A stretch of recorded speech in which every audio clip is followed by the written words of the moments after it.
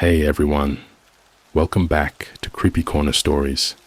You know, diving into the dark web is always risky, but sharing these stories with you makes it worth it. I'm curious, where are you watching this from right now? Let me know in the comments below. I've noticed that these kinds of stories hit differently depending on where you are. It might even make the experience a little creepier. So, tell me, are you watching from the safety of your home or somewhere less secure? I found a Louis Vuitton handbag on the dark web for $50. When it arrived, it had a bloodstain inside and a message. The note said, "Return it or else." Okay, so let me preface this by saying I'm not someone who normally messes around with the deep web. Like, I've watched all those creepy YouTube videos and dark web horror story TikToks. You know, the ones where people order mystery boxes and end up with like a severed hand. Yeah, no thanks. But this wasn't exactly that, okay? I wasn't trying to be dumb. I was just curious and broke. Let me explain. So, I've always loved designer stuff. You know, Gucci, Prada, Louis Vuitton. The stuff you see influencers on Instagram flaunting. And like, yeah, I'm not ashamed to admit I follow those accounts.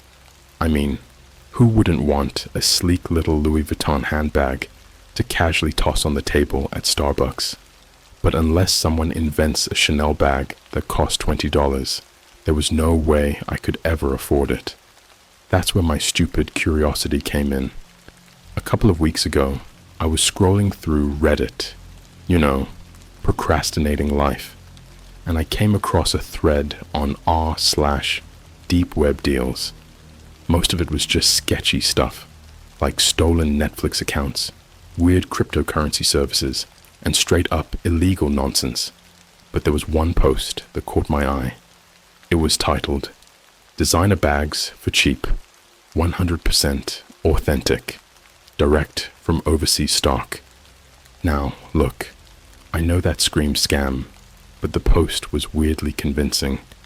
The seller had this whole spiel about factory overstock, how these were slightly damaged items, whatever that means, and how they weren't knockoffs. People in the comments were raving about it like, "Got a Gucci wallet for $30, insane deal, and my bag came in perfect condition." Against my better judgment, I clicked the link. It was one of those invite-only dark web markets. I had to use Tor to access it, which I only barely understood thanks to a YouTube tutorial. I followed the link, created an account, and boom, I was on the homepage. It looked like Amazon's super creepy, crime-loving cousin. Listings for everything from stolen electronics to counterfeit passports filled the screen. And then I found the handbag section. There it was, a black Louis Vuitton Alma BB handbag for $50. Retail price, $1,760. I stared at it for a long time. The listing had a photo of the bag, and it looked flawless. The seller had a bunch of 5-star reviews. What's the worst that could happen, I thought. It's probably fake, right? At worst, I'd lose $50. At best, I'd score a designer bag for a price so cheap, it felt like robbery. So, against every ounce of common sense, I bought it. The transaction was super shady. The site only took Bitcoin, so I had to buy some through an app I downloaded off the App Store. Then I transferred it to my account on the market and paid for the bag. The seller messaged me immediately after confirming the order with instructions to expect delivery within 10 days and to not contact customer service unless it's an emergency. I shrugged it off. I mean, it was the dark web. They weren't exactly running a Nordstrom. The bag showed up 6 days later. The package arrived in the most unassuming way possible. A regular brown box, no logos, nothing fancy. It had a handwritten label with my address on it, but no return address. I opened it in my kitchen, where my roommate, Ellie, was FaceTiming her boyfriend and giving me side-eye every 2 seconds. She's that kind of roommate, always convinced I'm doing something weird or illegal. So, when I pulled the Louis Vuitton handbag out of the box, her eyes nearly popped out of her head. "Wait, what? How the hell did you afford that?" she asked, almost dropping her phone. "It was a deal," I said quickly, trying to sound casual. I didn't want her to know I'd basically bought it from some shady dude in the digital underworld. The bag was perfect. Like, seriously, it looked brand new. No scratches, no loose threads, just glossy black leather with the signature LV monogram all over it. I even checked the inside for the serial number, and yep, it was there. This thing was real. At least, that's what I thought until I noticed the stain. It was small, tucked into one of the inner seams, and barely noticeable. At first, I thought it was coffee or makeup, something spilled by whoever owned it before me. But as I rubbed at it with a tissue, it didn't come off. It was dark red, thick, and dried. "Is that blood?" Ellie said, peeking over my shoulder. "No," I snapped, a little too quickly. "It's probably like wine or something." She gave me a look, but didn't press further. I didn't think too much about it after that. I mean, I've bought thrifted clothes before that had stains on them, and it wasn't a big deal. I figured I could just clean it later. So, I tossed the bag onto the counter and went to grab some Starbucks, because that's what you do when you're procrastinating real life. When I got back, there was a note. It wasn't just some random piece of paper, either. It was on thick, expensive stationery, the kind you'd find in an old-school luxury hotel or something, and it was tucked inside the handbag. I know for a fact it wasn't there when I first opened the box. The handwriting was sharp and neat, like it had been written by someone who was really pissed off. The message was simple: return it, or else. I froze. My first thought was, Ellie was playing a prank on me, but when I called out to her, she was still holed up in her room, headphones on, binging Netflix. She had no idea what I was talking about. At this point, my stomach was doing flips. I grabbed my phone and tried to message the seller on the dark website, but when I logged in, their profile was gone, like completely wiped. The listing for the bag, also gone. It was like they disappeared into thin air. That's when I started to hear the scratching. It was faint at first, like nails dragging against wood. I thought it was coming from outside, but when I moved closer to the counter where the bag was sitting, it got louder, like something or someone was inside the bag. I wanted to look. I didn't want to look. But before I could make a decision, Ellie walked into the room, and the sound stopped instantly. "You okay?" she asked, raising an eyebrow. "Yeah," I said, trying to keep my voice steady. "Just tired." But I wasn't okay. Not even close. And that was just the beginning. Okay, so after the whole return it or else note and the creepy scratching sounds, I did what any rational person would do. I ignored it. I mean, what was I supposed to do? March down to the police station with my $50 dark web handbag and be like, "Hey officer, I bought this illegal Louis Vuitton bag and now it's haunted or something." Yeah, that wasn't happening, but I'll admit, I was on edge. The next day, I couldn't shake the feeling that someone or something was watching me. I tried convincing myself it was just paranoia.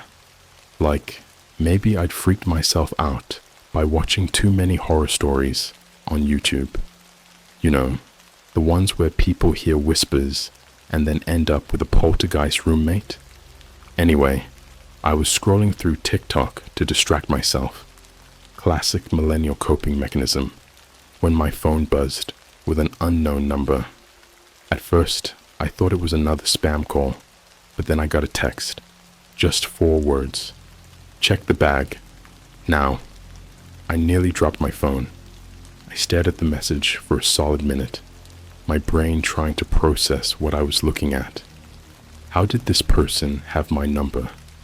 Was this some kind of prank? Was Ellie messing with me? But here's the thing. Ellie was the kind of person who wouldn't even kill a spider, let alone send cryptic texts to freak me out. For a split second, I considered just chucking the handbag into the dumpster behind our building and being done with it. But of course, curiosity got the better of me. Against every ounce of common sense, I grabbed the bag off the counter. I unzipped it slowly, my hands trembling, and there was nothing inside. Just the lining and that tiny dark red stain I'd already seen. No note, no bugs, no mysterious cursed objects. I sighed in relief and started laughing at myself. God, you're such an idiot, I thought.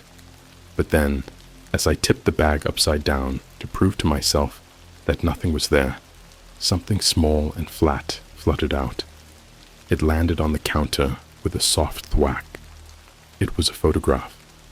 The picture was grainy, like it had been taken on an old disposable camera. It showed a woman sitting at a cafe, her head turned slightly, as if she'd been caught mid-conversation.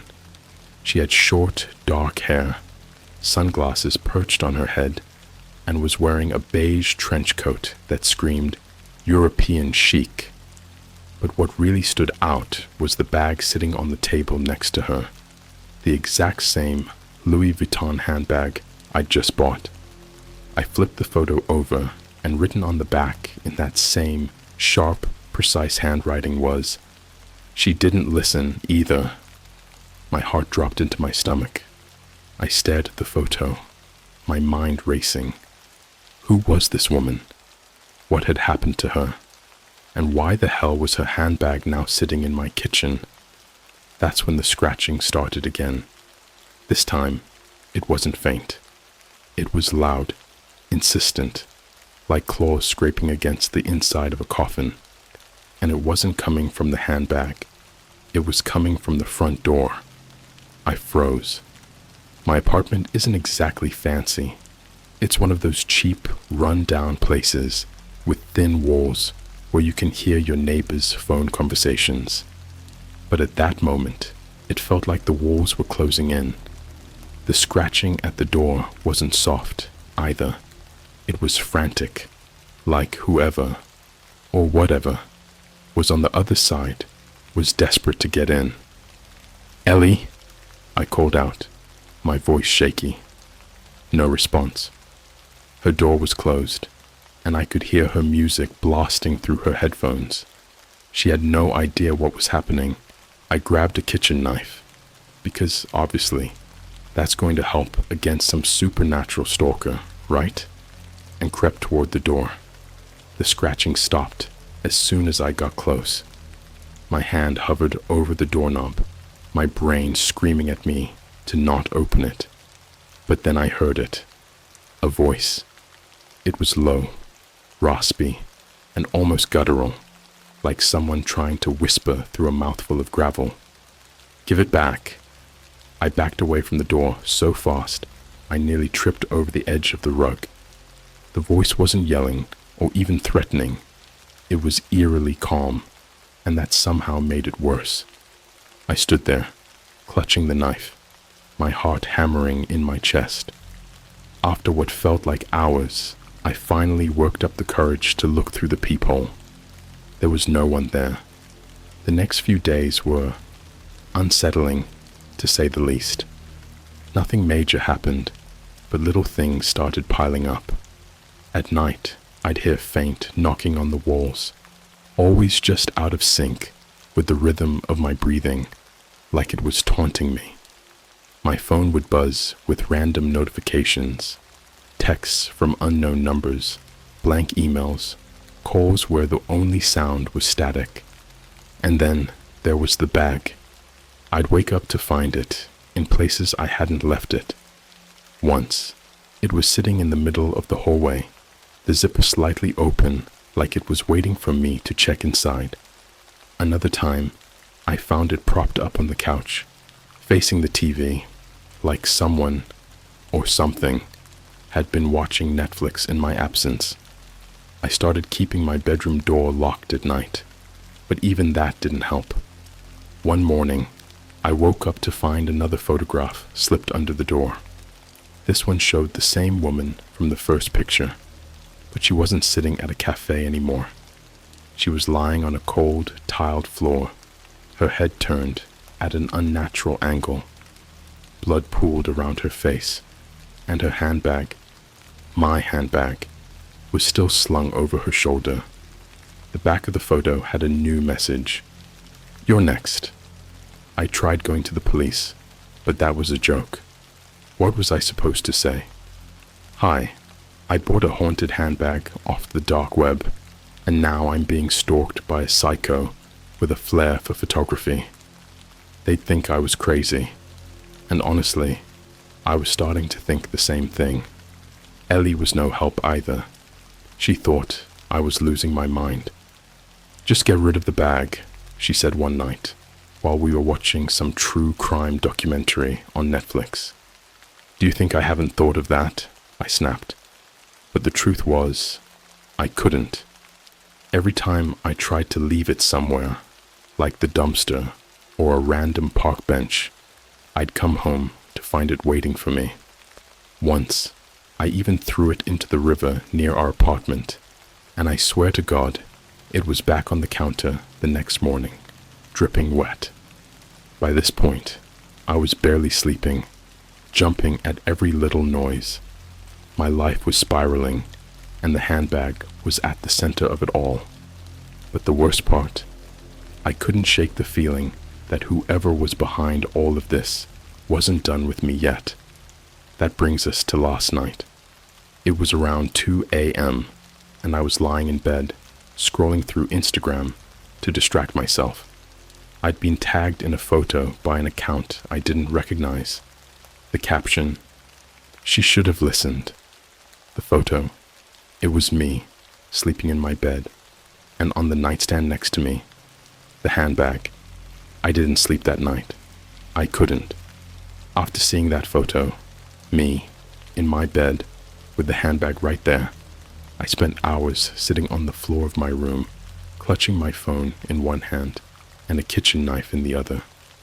My brain kept cycling through the same terrifying questions. Who took the photo? How did they get into my apartment? And most importantly, what the hell do they want from me? I kept staring at the handbag, which I'd shoved into the far corner of my room. It sat there, like it was mocking me. The longer I looked at it, the more wrong it seemed, like it didn't belong in the real world. I know that sounds insane, but it was almost like it existed just slightly out of sync with everything else in the room. Every now and then, I thought I saw it shift, but when I blinked, it hadn't moved. Or at least, it hadn't moved much. At some point, Ellie knocked on my door. "Hey," she said groggily. "Are you okay? I heard you pacing." I didn't open the door. "I'm fine. Go back to bed." She muttered something about me being dramatic as hell and shuffled back to her room. I could hear her door close, followed by the familiar muffled thump of her headphones blasting music. Part of me envied her for being able to sleep so easily, oblivious to the fact that our apartment wasn't safe anymore. Around 4 a.m., my phone buzzed.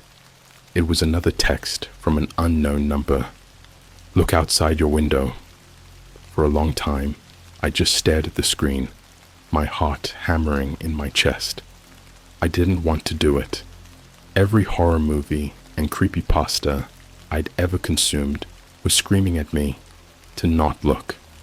But at the same time, I knew whoever was texting me wasn't going to just go away. I crept to the window, my fingers trembling as I pulled back the curtain. My apartment is on the 3rd floor of an old brick building, and my window overlooks the alley behind it. It's usually just dumpsters and stray cats, but tonight there was something else. Someone was standing in the alley. They were tall and thin, their face hidden by a black hoodie pulled tight over their head. They weren't moving, just standing there, perfectly still, staring straight up at my window. At first, I thought they were holding something, but as my eyes adjusted, I realized their arms were hanging loosely at their sides. It was unsettling, like they were waiting for something. I stumbled back from the window, my pulse racing. Before I could even think about what to do next, my phone buzzed again. "Bring it down. Now." I don't know what came over me, but something inside me snapped. I'd had enough. Enough of the photos, the texts, the scratching, the notes. Enough of this person, or whatever they were, stalking me, threatening me, and turning my life into a living nightmare. I grabbed the handbag and stormed out of my room. Ellie's door was still closed, her music drowning out the sound of my footsteps. Good. I didn't want to involve her in this. Not that she would have believed me, anyway. I made my way to the front door, my grip tightening on the handbag. For a moment, I hesitated. What if this was a trap? What if they weren't alone? But then I thought about the photo of me sleeping, the messages, the woman in the pictures, and I knew I didn't have a choice. Whoever this person was, they weren't going to stop until I did what they wanted. I opened the door and stepped into the hallway.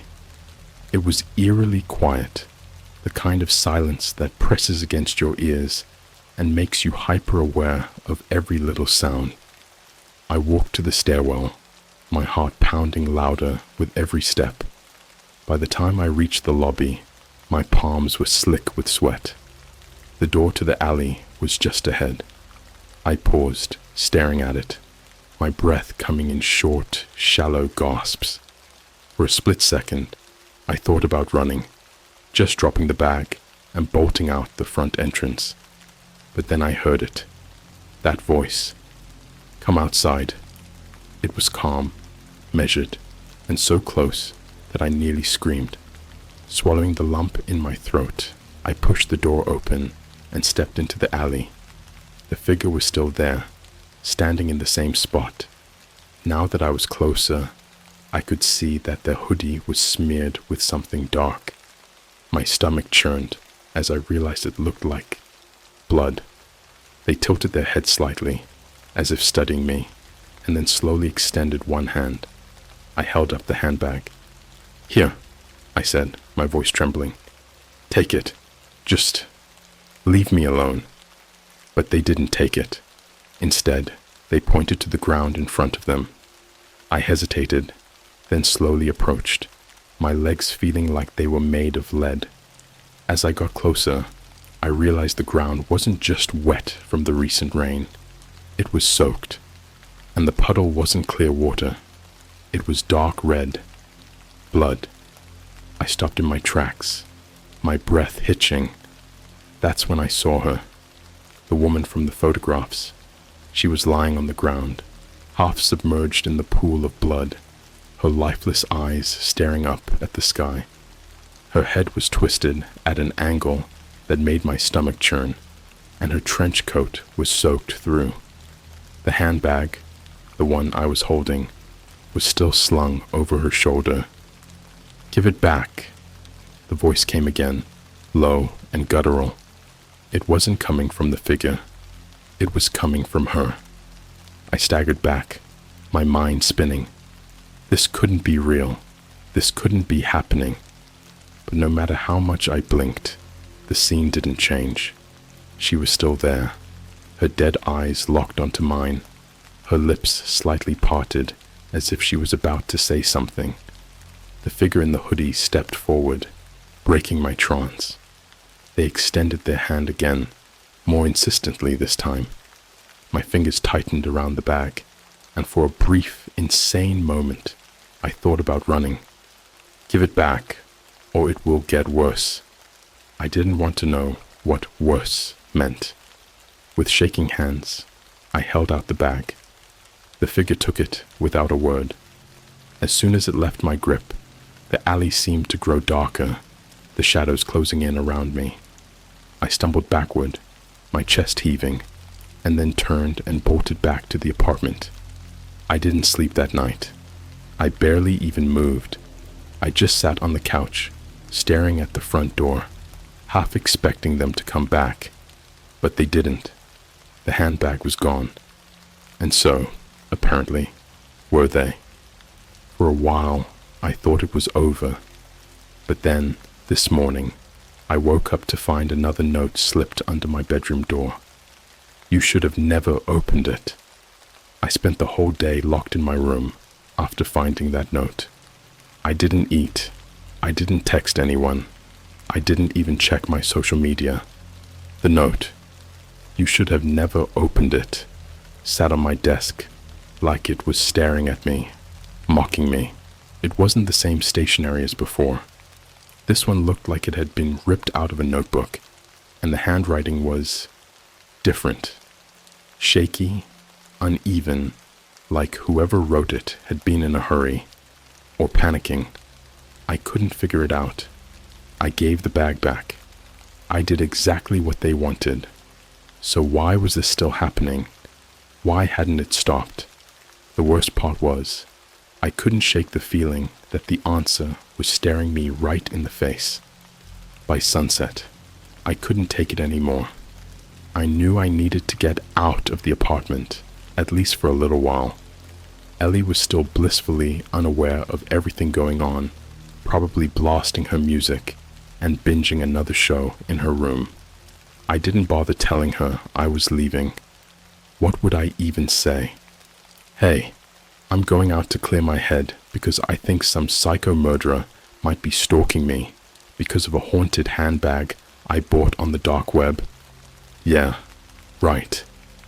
I grabbed my jacket and my phone and headed out. The streets were quiet as I walked. It was that eerie kind of quiet that only happens late at night in the city, when the air feels heavy and every little noise seems amplified. A distant car horn, the faint rustling of leaves, my own footsteps echoing back at me like I wasn't alone. I didn't have a plan. I just needed to keep moving. I ended up at a Starbucks a few blocks away, one of those 24-hour locations that always smells like burned coffee and desperation. The barista looked half asleep as he took my order, and I slid into a corner booth, hoping the dull hum of the shop would drown out the paranoia clawing at my brain. I pulled out my phone and started scrolling through Reddit, desperate for some kind of distraction. But no matter how hard I tried, my thoughts kept circling back to the note, to the bag, to the woman. You should have never opened it. Opened what? The package? The bag itself? It didn't make sense. And then, my phone buzzed. Another text. I stared at the screen, my stomach dropping, when I saw the same unknown number that had been haunting me for days. The message was short. Check your pocket. My blood ran cold. My hand trembled as I reached into my jacket pocket, half expecting to feel something wet and slimy, or worse. But instead, my fingers brushed against paper. I pulled it out slowly, my heart pounding in my chest. It was another photo. This one was of me, sitting in the exact booth I was in right now. Same jacket, same coffee cup on the table, same panicked expression on my face. I whipped my head around, scanning the cafe. but there was no one there except the bored-looking barista and a guy in a hoodie typing furiously on his laptop. No one had a camera. No one was even looking at me. I flipped the photo over. The rules. You broke the rules. My mind raced. Rules? What rules? There hadn't been any rules. The listing on the dark web hadn't said anything about rules. The seller didn't give me instructions, and the notes they left were cryptic at best. This couldn't be real. It couldn't be. And then I remembered something. The first time I opened the handbag, when I found that tiny bloodstain, there had been a seam that felt off, like it had been stitched shut. I didn't think much of it at the time. I figured it was just part of the slightly damaged gimmick the seller had mentioned. But now, sitting in that Starbucks, I couldn't help but wonder, what if there had been something inside the bag, something hidden? My phone buzzed again, interrupting my spiraling thoughts. Another message from the same number. You didn't look close enough. I practically sprinted back to my apartment. The rational part of me knew I shouldn't have gone back there, that staying out in public was probably safer. But I needed to see the bag again. I needed to know if there was something I'd missed, something that had started this nightmare. When I got back, Ellie was asleep, her door closed, her lamp casting a faint glow from under the crack. I didn't bother being quiet as I stormed into my room and flipped the lights on. My heart sank as soon as I saw it. The handbag. It was back. Sitting in the middle of my bed, the zipper slightly open, like it had been waiting for me. I didn't even question how it got there. I was too far gone for that. Instead, I grabbed it and dumped its contents onto the floor. The lining sagged as the inside emptied. Dust, an old gum wrapper, and that same dried bloodstain. Nothing else. But then I remembered the seam. My hands shook as I grabbed a pair of scissors from my desk and started cutting through the stitching. It was tough, the leather pulling against the blades, but I didn't stop. I kept cutting, tearing, until the seam finally split open. Something fell out and landed on the floor with a soft plop. It was a small, rolled-up piece of paper, tied with a black ribbon. My fingers felt numb as I picked it up and unrolled it. The handwriting was the same sharp, precise style I'd seen before, but this time, the message was longer. Rules for the handbag. Do not purchase unless you have permission. Do not open the bag unless instructed. Do not remove anything that does not belong to you. Do not return the bag unless told to do so. Do not destroy the bag. Failure to follow the rules will result in termination. No exceptions.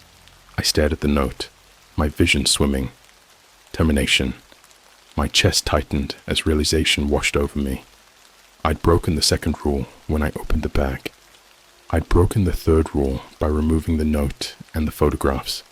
I'd broken the fourth rule by giving it back without being told to. I'd broken almost all of them. My phone buzzed again. Another text. It's too late now. Before I could react, the lights in my room flickered, then went out completely. My apartment plunged into darkness, the only sound the faint hum of the refrigerator from the kitchen, and then I heard it. The scratching. But this time, it wasn't at the door. It was coming from inside the apartment. I froze, my eyes darting toward the hallway. The sound grew louder, more frantic, like claws raking against the walls. It was moving closer, and then, silence. Ellie? I whispered, my voice barely audible. No response. The silence stretched on for what felt like hours, and then, out of the corner of my eye, I saw movement. A shadow, darker than the rest of the room, slipping past my doorway. I grabbed my phone and turned on the flashlight, aiming it into the hallway. My breath caught in my throat. The woman from the photos was standing there, her head tilted at that grotesque, unnatural angle, her dead eyes fixed on me, her lips twisted into a chilling smile as she whispered, "You broke the rules." I couldn't breathe. I couldn't move. The woman, the corpse, stood there, her body barely illuminated by the weak beam of my phone's flashlight. Her neck was twisted so far to the side that it looked like her head was hanging on by a thread, and yet her expression was alive. That smile, that predatory grin, stretched far too wide for her face, and her eyes, God, her eyes, looked straight into me, unblinking and filled with something far worse than rage. It was joy. She was enjoying this. "You broke the rules," she said again, her voice dripping with malice. Her body twitched as she took a step forward, her bare feet slapping wetly against the floor. There was no blood, no visible wounds, but the sound was unmistakable, like something oozing, rotting, yet somehow still moving. I stumbled backward, tripping over the handbag on the floor. My phone slipped out of my hand and hit the ground, the light spinning wildly across the walls. Shadows danced in impossible shapes, stretching and bending like they had lives of their own. For a second, I thought I saw more figures lurking in the corners of my room, just out of the light's reach. "Ellie!" I screamed, my voice cracking. "Ellie, help me!" No response.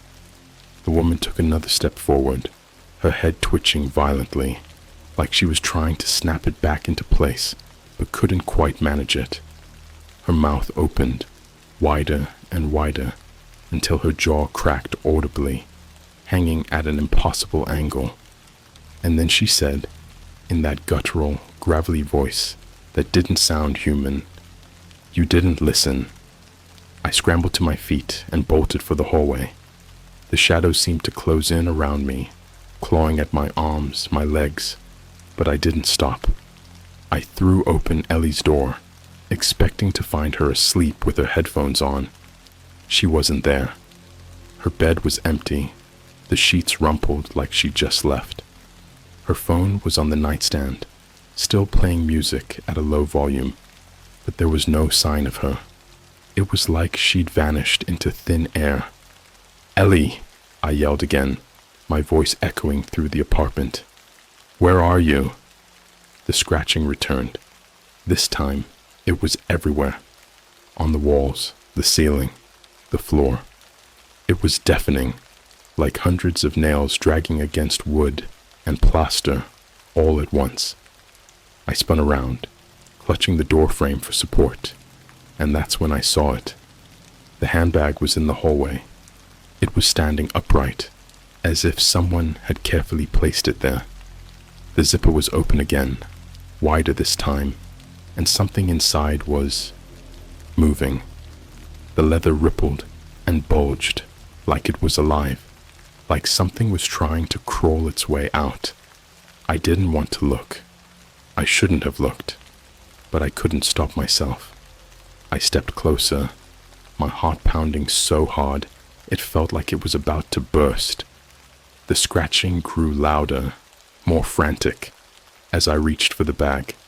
My fingers brushed against the leather, and the moment I touched it, everything went silent, dead silent, and then the bag screamed. It wasn't a human scream. It was something primal, animalistic, filled with rage and pain and hunger. The sound pierced through my skull, making me stagger back and clap my hands over my ears. But it didn't stop. It grew louder and louder until I thought my head was going to split open. And then it stopped. When I opened my eyes, the handbag was gone. So was the woman. The hallway was empty, the apartment eerily quiet once again. For a brief, fleeting moment, I thought it was over. That maybe, just maybe, It was all in my head, a nightmare brought on by stress and sleep deprivation. But then I heard it, a voice, faint, distant, but unmistakable. It was coming from Ellie's room. I turned slowly, my legs feeling like they were weighed down with cement, and stepped back into her room. The music on her phone had stopped, replaced by static, and underneath that static, I could hear the voice, whispering, chanting, over and over. The final rule, the final rule, the final rule. The air in the room felt heavier, colder, as if it was pressing down on me. The whispers grew louder, and suddenly, the closet door creaked open. I don't know why I walked toward it. I don't know why I didn't run, why I didn't just leave the apartment and never look back. But something compelled me, something stronger than fear. I reached out with a trembling hand and pulled the door open. Inside was Ellie, or what was left of her. She was slumped against the back wall, her eyes wide and empty, her mouth frozen in a silent scream. Her body was twisted, contorted, her arms bent at impossible angles, and in her lap, resting neatly as if it had always been there, was the handbag. Its zipper was closed. I backed away, my mind reeling, and that's when I saw the writing on the wall. It was scrawled in what looked like blood, smeared and dripping, but the message was clear.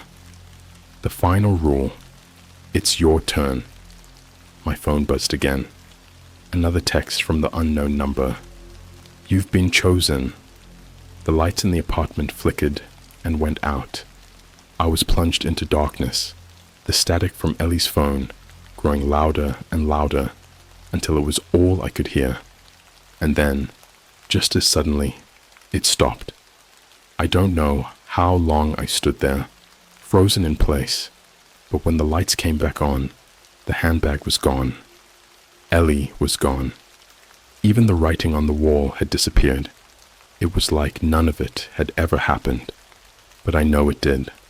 I know what I saw, what I heard, and now I'm sitting here in the same corner of my room where this all began, trying to figure out what to do.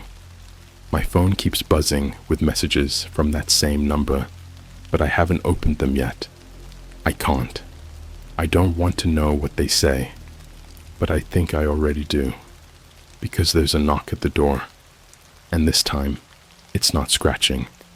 It's heavy, deliberate, like someone or something is waiting for me to answer. I think I've broken every rule, and now I'm about to find out what happens when you do.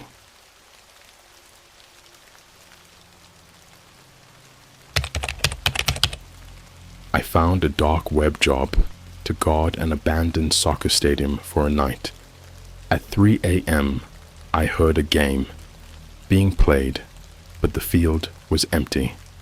I never thought my life would lead me to trolling the darkest corners of the internet looking for work.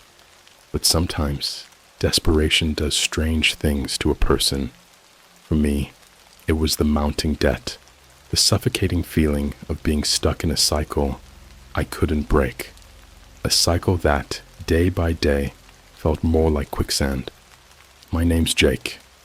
I'm 23, and to put it bluntly, my life's a mess. I dropped out of college a year and a half ago, not because I wanted to, but because I couldn't afford tuition anymore. I live in a crappy one-bedroom apartment in the outskirts of Chicago, with a heater that works on its own terms, and a roommate. Well, if you count the colony of cockroaches in my kitchen as roommates. My job at a local 24-hour diner pays just enough to keep the lights on, but not enough to cover the looming rent bill that seemed to grow bigger each month. It all started one night after another grueling double shift. I'd been stuck refilling coffee for truckers and wiping down sticky counters for 14 hours straight. I came home exhausted, the fluorescent light in my kitchen flickering like it was one bulb away from giving up entirely. I grabbed a half-eaten bag of chips, opened my laptop, and flopped onto the couch. I wasn't even looking for a job. I was just scrolling, killing time, anything to distract me from the fact that my bank account had a balance of $13.47. I started on Reddit, my usual go-to, clicking through subs like RR Urban Exploration and Archer Creepy. Somewhere down the rabbit hole, I stumbled onto a thread about the dark web. Most of it was people joking about fake hitman websites or conspiracies about hidden government servers. But one comment caught my eye. It was a throwaway account. No history, no profile pic. Just a single ominous comment. Need fast cash? Check out dark jobs on the Onion Network. I don't know what made me click on it. Maybe it was curiosity. Maybe it was the gnawing panic in the back of my mind about the overdue electric bill sitting on my counter. The comment led me to a series of links and instructions on how to access the dark web. I'd heard of it before, obviously. Places you don't go unless you want to end up on some watch list. But that night, I didn't care. Setting it up was easier than I thought. Downloading Tor, getting a VPN, it was all disturbingly simple. Within 20 minutes, I was staring at a black screen with a list of links, the kind you see in bad hacker movies. Most of them were shady as hell. Counterfeit documents, illegal substances, you name it. But then I found a section labeled Jobs. Most of the postings were insane. Private courier gigs that screamed drug running, offers to clean up evidence for absurd amounts of cash. I was about to shut the whole thing down when one job listing stopped me cold.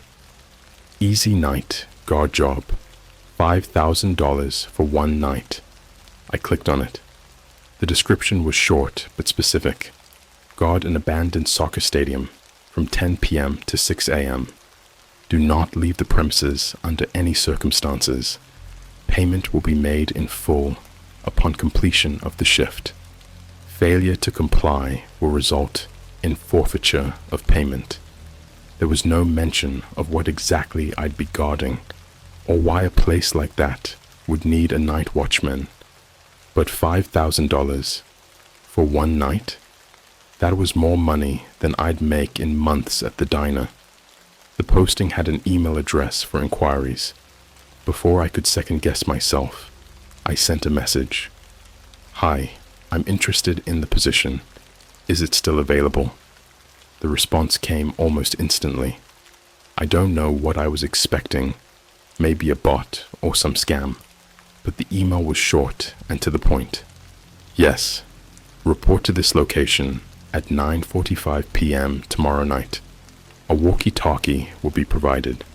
Payment will be sent via Venmo at 6 a.m. sharp if you complete the shift. Attached were coordinates, not an address. When I plugged them into Google Maps, they pointed to an abandoned soccer stadium about 40 minutes outside of the city. I recognized it. Well, sort of. The Oakwood Tigers used to play there years ago, back when I was a kid. But the team folded, and the stadium had been empty ever since. The email ended with one chilling line. Do not share this information with anyone. Do not ask questions. Arrive alone. I should have backed out then. Everything about it screamed bad idea. But I didn't. The idea of walking away from $5,000 just wasn't an option. I spent the next day convincing myself it wasn't that weird. Maybe some rich guy owned the stadium and wanted to keep kids from vandalizing it. Maybe they'd had break-ins or squatters. Maybe they'd just watched too much Ghost Adventures and were paranoid about the place being haunted. I drove out there the next night, my beat-up Civic struggling up the cracked, pothole-ridden road. By the time I arrived, the sun was just dipping below the horizon, and the stadium loomed in the distance like some forgotten relic. The massive Oakwood Tigers sign over the gate was rusted and faded, and the surrounding parking lot was overgrown with weeds.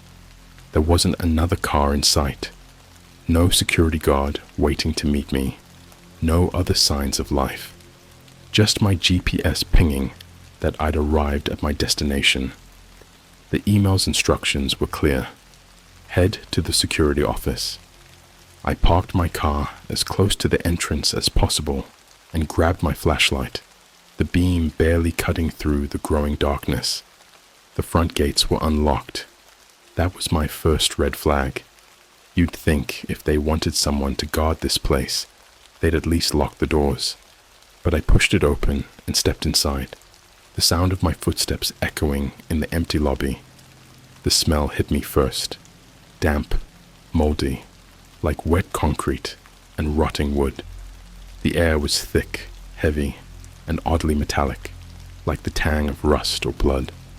I felt a prickle of unease creep up my spine as I made my way down the dimly lit hallway, following the signs for security office. When I found it, the door was slightly ajar. Inside was a small, cramped room with a desk, an ancient CRT monitor, and a single walkie-talkie sitting in the center. The screen was on, showing grainy black and white footage of the stadium. I picked up the walkie-talkie, half expecting it not to work, but as soon as I clicked the button, a voice crackled through. "Guard on duty?" I nearly dropped the thing. The voice was low, distorted, like it was coming through a bad connection. Yeah, I'm here," I said, my voice shaking slightly. "Good. Walk the perimeter every hour. Do not let anyone inside. And remember, no matter what you see or hear, you must stay inside the stadium until sunrise." Before I could respond, the line went dead. I sat there for a moment, staring at the walkie-talkie. The words, "No matter what you see or hear," echoed in my head. What the hell was that supposed to mean? I turned my attention to the monitor. The cameras showed different angles of the stadium, the field, the bleachers, the concession stands. The images flickered every few seconds, and the quality was so bad it was hard to make anything out. But as I stared at the screen, I thought I saw something move. Just a flicker of motion in the corner of one of the cameras. It was gone almost as quickly as it appeared, so fast I couldn't even be sure it was there. I told myself it was just my imagination, the static, the shadows. But deep down, I already knew this night was going to be anything but easy. I don't know what I expected when I signed up for this. Maybe a quiet, boring night. A few hours of walking around, drinking vending machine coffee, and scrolling TikTok to kill time. I figured the worst I'd have to deal with was a stray animal or some homeless guy looking for shelter. What I didn't expect was for the stadium to feel alive. Walking through those empty halls, it was like the place was watching me. The walls seemed to press in closer with every step, the silence so thick it felt unnatural. Even the smallest noise, my own footsteps, the faint hum of the fluorescent lights, felt wrong, like they didn't belong. And the smell, that smell was worse than before. Stale, damp, metallic. It was faint at first, but the deeper I went, the stronger it got, until I was practically gagging. The first hour wasn't too bad. I stuck to the main corridors, flashlight in hand, trying to convince myself that the strange atmosphere was just my nerves playing tricks on me. But as I rounded the corner near the old locker rooms, I noticed something weird. The temperature dropped. Not like, "Oh, it's a little chilly." I'm talking full-on freezer levels of cold. My breath started fogging up in front of me, and the sweat on my neck turned icy.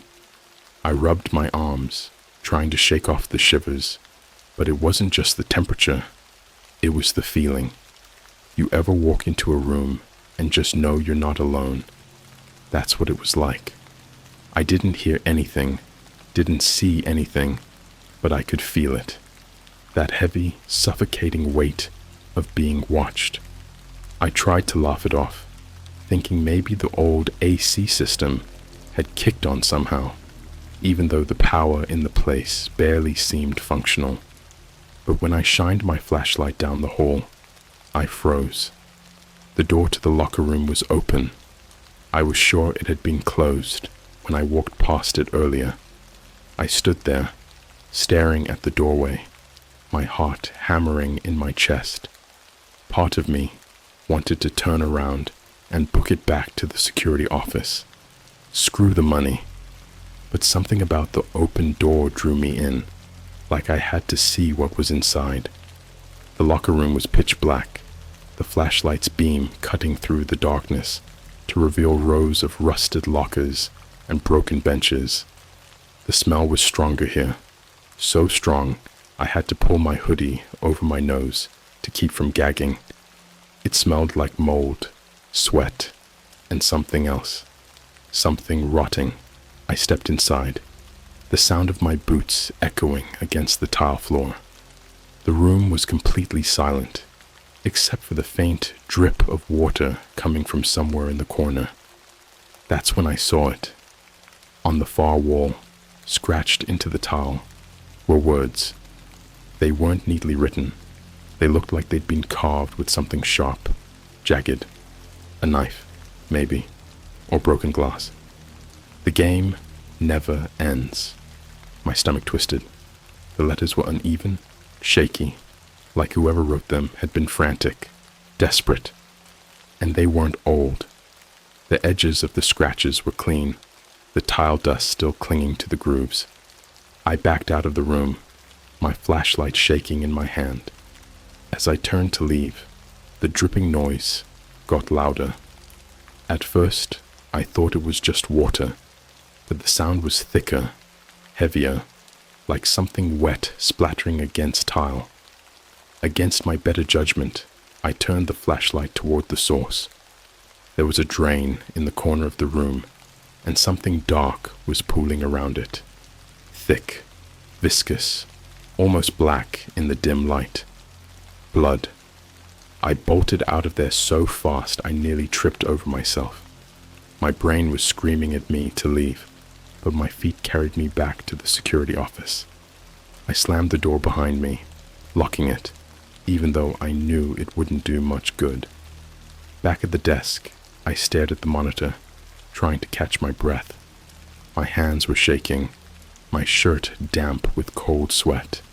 I told myself I'd imagined it, that my mind was messing with me because of the creepy atmosphere. But when I glanced at the screen, my heart nearly stopped. The camera feed for the field was on. I hadn't touched anything, but there it was, a grainy black and white image of the stadium's overgrown field. And in the middle of it, sitting right on the center line, was a soccer ball. It hadn't been there before. I leaned closer, my face almost pressed against the monitor. The ball looked old, leather, cracked and faded, like something out of the 1950s, and around it, faintly visible in the dim light, were footprints. They weren't human. The prints were too big, too long, almost claw-like, and they were fresh. A static hiss crackled through the walkie-talkie, making me jump. I picked it up, my knuckles white as I held it to my ear. "God," the voice said. It was the same distorted, low tone from before, but this time there was an edge to it. "Return to your patrol. The game has begun." What game?" I stammered, but the line went dead. I wanted to quit. Every fiber of my being was screaming at me to grab my keys and run. But something about the voice, something cold, almost threatening, kept me rooted to the spot. I stepped back into the hallway, every shadow looking like it was hiding something. My flashlight felt useless against the oppressive darkness. As I made my way toward the field, the sound of footsteps echoed behind me. I whipped around, the beam of my flashlight sweeping the corridor, but there was no one there. Just the empty hallway, the faint hum of broken lights. Then I heard it, a low, guttural laugh. It wasn't loud, more like someone trying to stifle a chuckle, but it was close, too close. My chest tightened as I spun in circles, trying to find the source. The laugh came again, this time from the direction of the field. It was deeper now, more guttural, like it was coming from something that wasn't entirely human. When I finally stepped out onto the field, my flashlight flickered. The overgrown grass looked like it hadn't been touched in years, weeds sprouting through the cracks in the concrete. The soccer ball was still there, sitting perfectly in the center. But then, out of the corner of my eye, I saw them. Shadows. Not people, just shadows.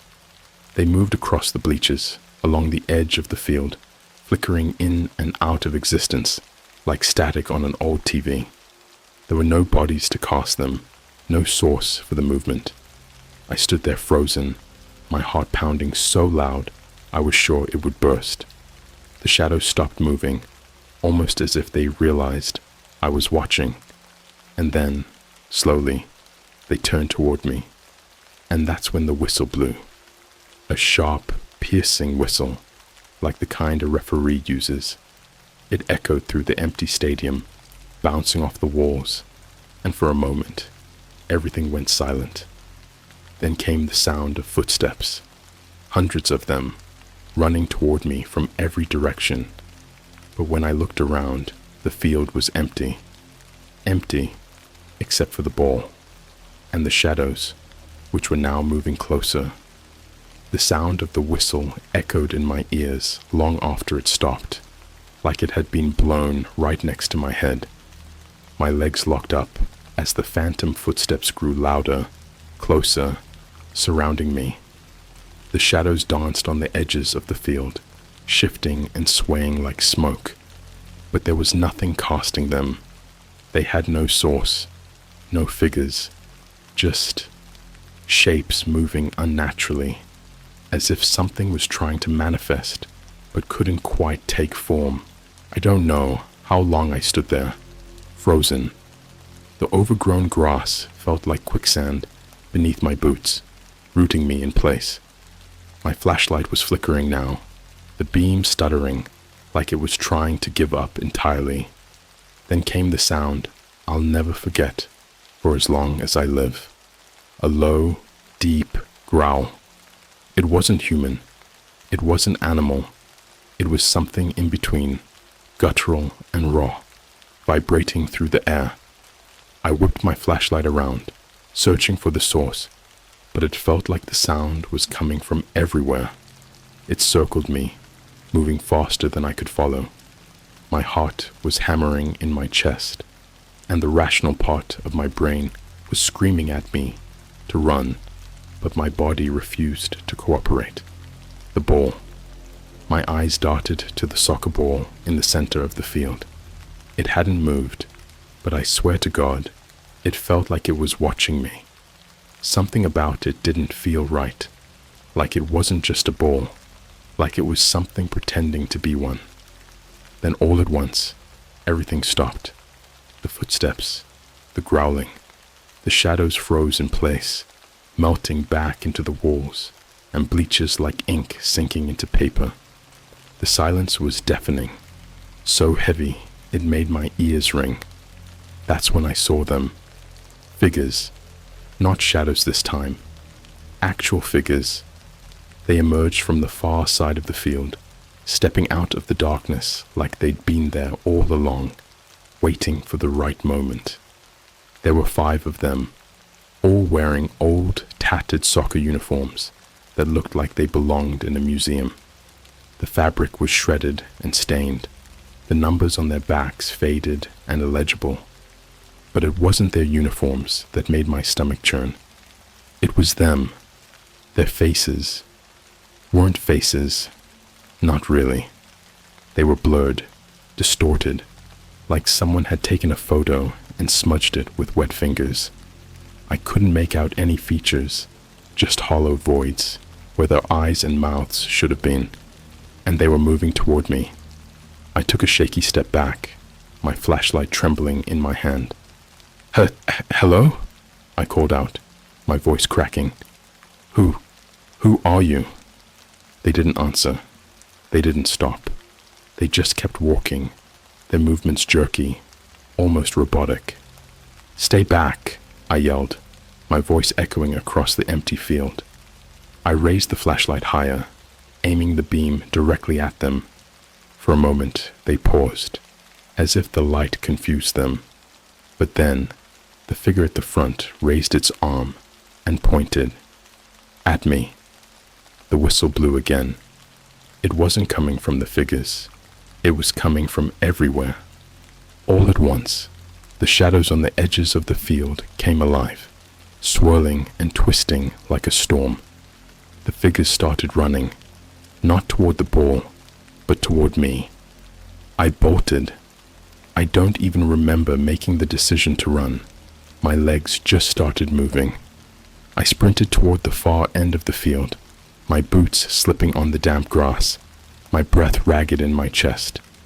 Behind me, I could hear the pounding of feet, the growls, the laughter. It was chaos. I reached the tunnel leading back into the stadium, the narrow hallway stretching out like a lifeline. The second I stepped inside, the temperature dropped again, so cold it felt like needles stabbing into my skin. The hallway was longer than I remembered, the walls warping and twisting like a funhouse mirror. The footsteps behind me were getting closer. I didn't dare look back.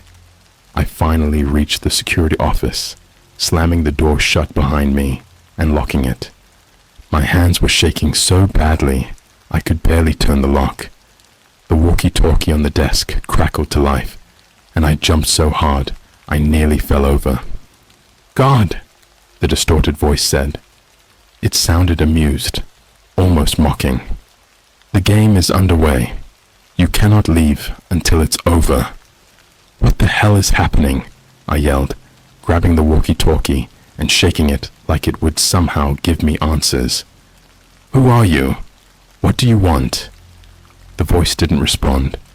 Instead, the monitor flickered, the static clearing just enough to show the field. My stomach dropped. The figures were there, standing in a perfect line on one side of the field. Opposite them, more figures were appearing, stepping out of the shadows, like players being introduced before a match.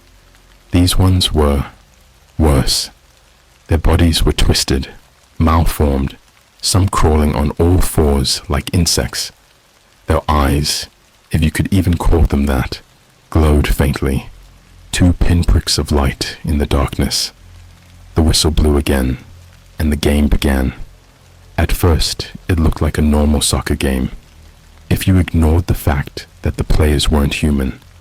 They moved with an inhuman speed and precision, the ball bouncing between them like it was alive. The figures with the blurred faces played with an eerie calmness, while the twisted ones moved violently, slamming into each other with bone-crunching force. And then I realized something. There were no goals, no net, no scoreboard. This wasn't a game. It was a hunt. One of the twisted figures slammed into a blurred one, sending it sprawling to the ground. The impact was so loud, I could hear it from the security office. The fallen figure tried to get up, but the twisted one pounced, grabbing it by the neck and slamming it into the grass. I watched in horror as it ripped into the figure's chest with clawed hands, tearing it open like a bag of chips. There was no blood, no organs, just a black, writhing substance that spilled out, evaporating as soon as it hit the air. The other players didn't react. They just kept moving, their focus on the ball. I wanted to look away, but I couldn't. My eyes were glued to the screen, as the carnage unfolded. One by one, the players were taken down, their bodies torn apart, their black essence sucked into the mouths of the twisted ones. The whistle blew again, sharp and piercing, and the surviving players froze. The field was littered with the remains of the fallen, their bodies dissolving into the grass like they'd never been there. And then slowly, all the players turned to face the security office. The monitor went black. I stumbled back, the walkie-talkie slipping from my hand and clattering to the floor. My pulse was racing, my breath coming in short, shallow gasps. The whistle blew one final time, and a voice whispered through the walkie-talkie, so faint I almost didn't hear it. "Your turn." The door behind me creaked open. The door behind me creaked open slowly, the hinges groaning like they hadn't moved in years. I spun around, heart pounding so hard I thought it might burst.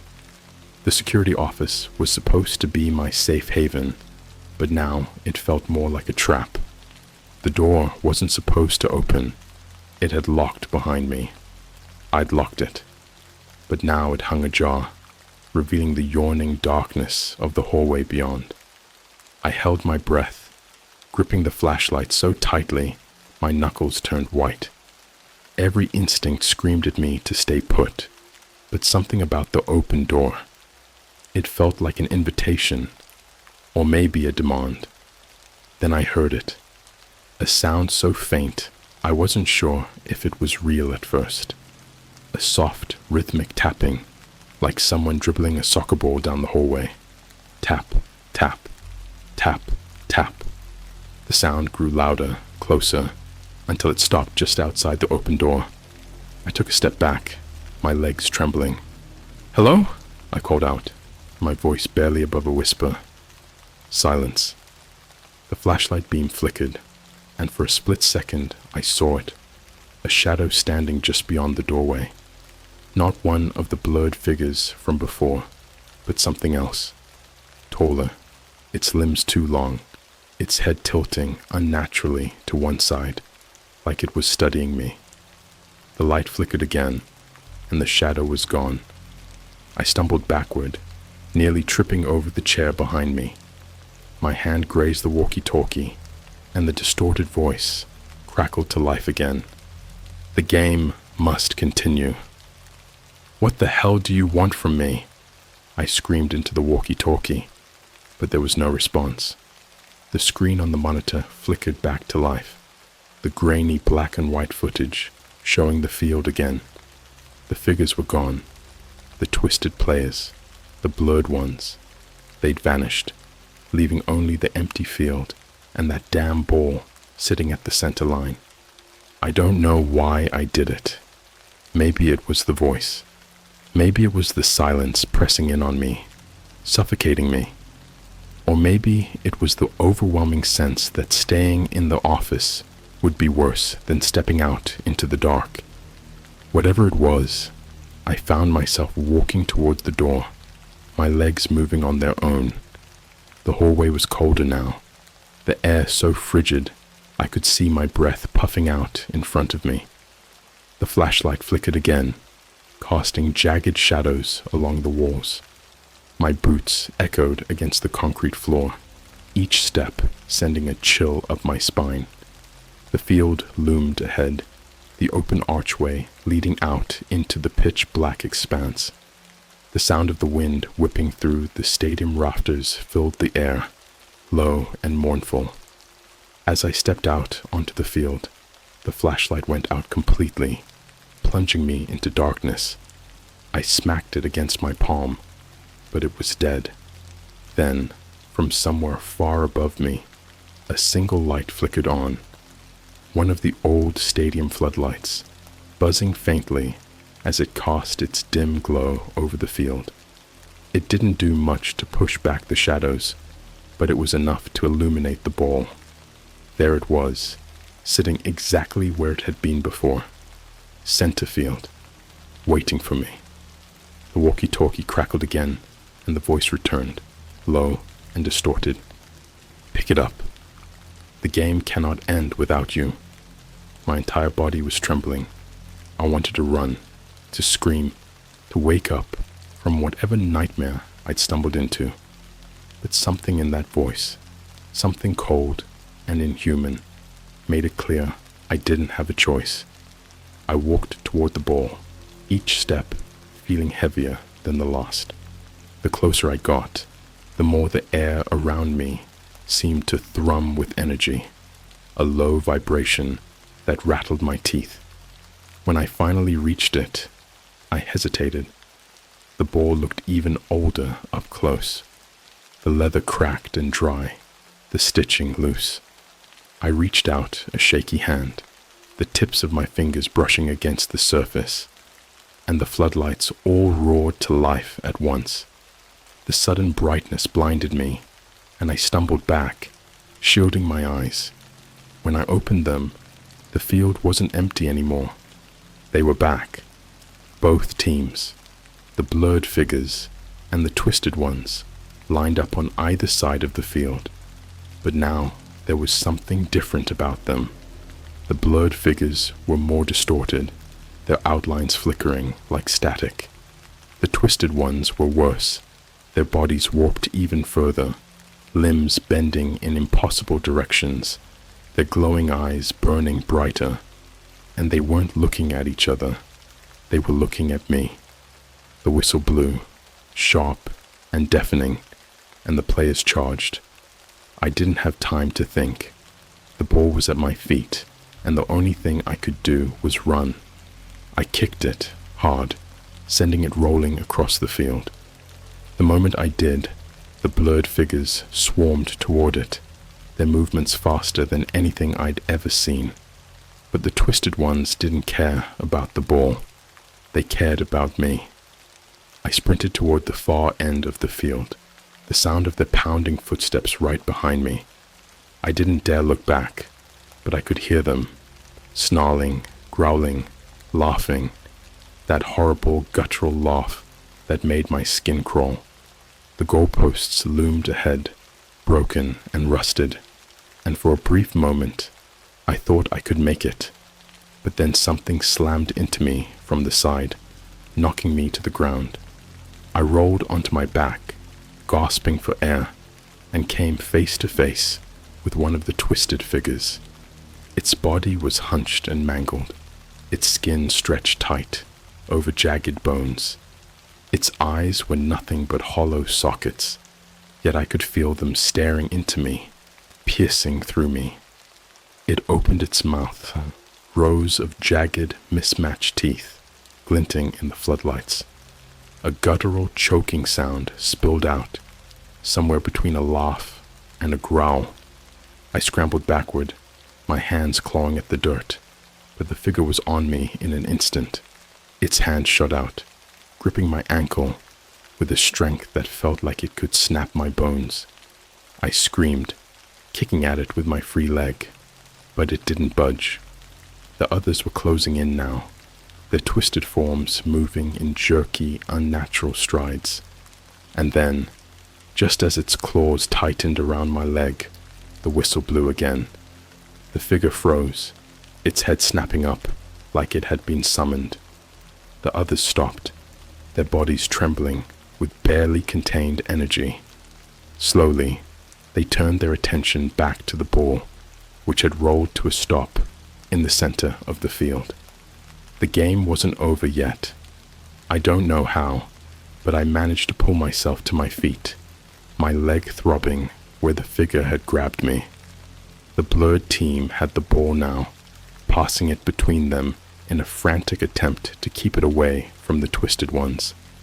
But it didn't matter. The twisted ones weren't playing the game. They were hunting, and I was their target. I stumbled toward the edge of the field, my chest heaving, my vision swimming. The stands loomed above me, dark and empty, and for a split second, I thought I saw movement in the shadows. People. No, not people. Figures. Watching.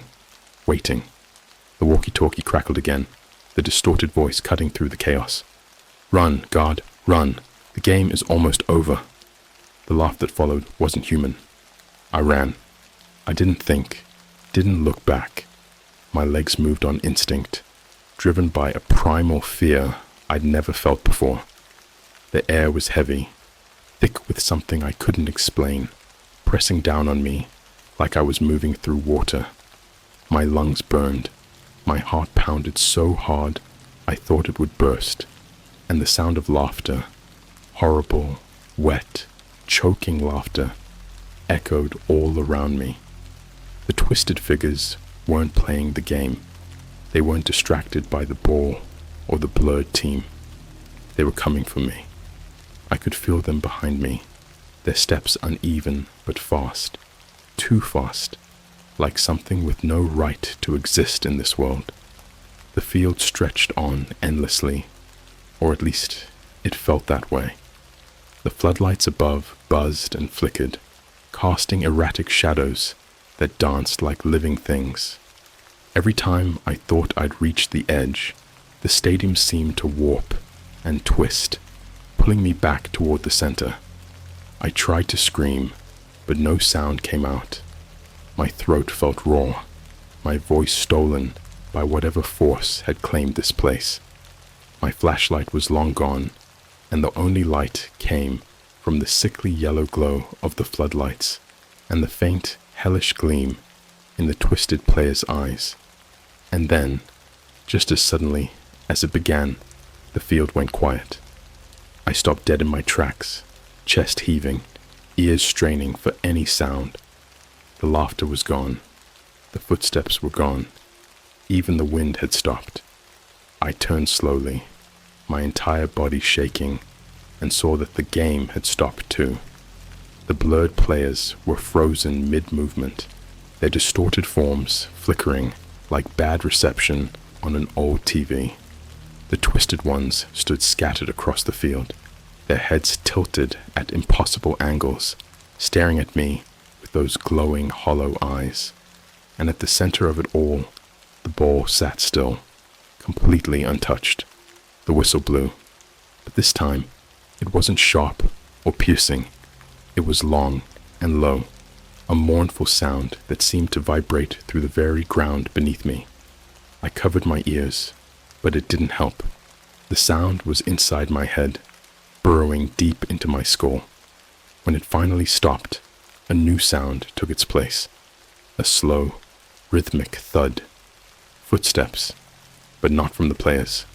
These footsteps were heavier, deliberate, echoing through the stadium like thunder. They came from the far end of the field, where the tunnel led back into the darkness of the stands. And then I saw it.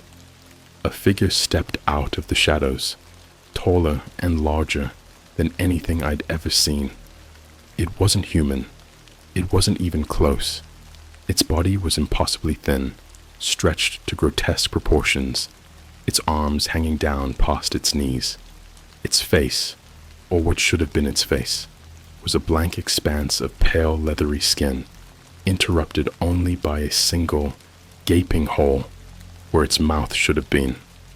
The thing tilted its head toward me, and from that black, cavernous mouth came the sound of the whistle, not blown, but produced, like it was breathing the sound into existence. The players turned to face it, their movements jerky and unnatural, like puppets on strings. One by one, they began to kneel, their heads bowed as if in reverence. Even the twisted ones dropped to their knees, their grotesque forms trembling as they faced the figure. And then its attention turned to me. It didn't move. It didn't have to. The weight of its gaze, or whatever passed for a gaze, pressed down on me, rooting me to the spot. My legs felt like lead, my breath hitching in my chest. The walkie-talkie crackled to life in my hand, the distorted voice coming through one last time. The final whistle has blown. The game is over. No, it's not, I whispered, my voice breaking. I didn't play. I'm not part of this. But the figure stepped closer, and I realized the game wasn't about the ball, or the players, or the rules. It was about me. It had always been about me. I stumbled backward, my mind racing for some kind of escape, but there was nowhere to go. The stadium walls seemed to stretch higher, the exits disappearing into the shadows. The floodlights flickered and dimmed, leaving me bathed in darkness, with only the faint glow of the figure's mouth to guide my eyes. The blurred players stood now, their heads snapping up in unison, their bodies trembling like static. They began to walk toward me, slow and deliberate, while the twisted ones hung back, watching, their glowing eyes fixed on me. No, no, no, I muttered, backing away until my heels hit the edge of the field. The figure raised one impossibly long arm, pointing at the ball. The walkie-talkie crackled again, but this time, the voice wasn't distorted. It was mine. Pick it up. The words sent a jolt of pure terror through me, freezing the blood in my veins. My own voice, calm and detached, like it already knew the ending. I turned and ran, not toward the ball, but toward the stands, hoping, praying that I could somehow climb my way out. The stairs stretched up into the shadows, impossibly steep, but I didn't care. I scrambled upward, my legs burning, my breath coming in shallow gasps. Behind me, I could hear them coming, not running, but walking, their footsteps perfectly in sync, like they already knew I had nowhere to go. I reached the top of the stands, my hands gripping the cold, rusted railing. Below me, the field stretched out like a black abyss. The figures now gathered at the center, surrounding the ball. The tall figure stood among them, its head tilted back, its mouth stretching impossibly wide as the sound of the whistle filled the air once more. And then, everything went silent. The field, the stands, the air itself. The only thing I could hear was my own heartbeat, pounding in my ears, and then the lights went out. When I woke up, I was lying in my car, parked outside the stadium. The sun was rising, casting its pale light over the cracked pavement and rusted gates. My hands were shaking, my clothes damp with sweat. I grabbed my phone, desperate to check the time. 6:03 a.m. The money was in my account. $5,000, just like they promised. I stared at the screen, my mind racing. Had it all been a dream? Some kind of hallucination? But when I glanced at the rearview mirror, I froze. There, in the back seat, was a soccer ball. Old, cracked leather, loose stitching, and written across its surface, in jagged, uneven letters, were 3 words: "The game continues."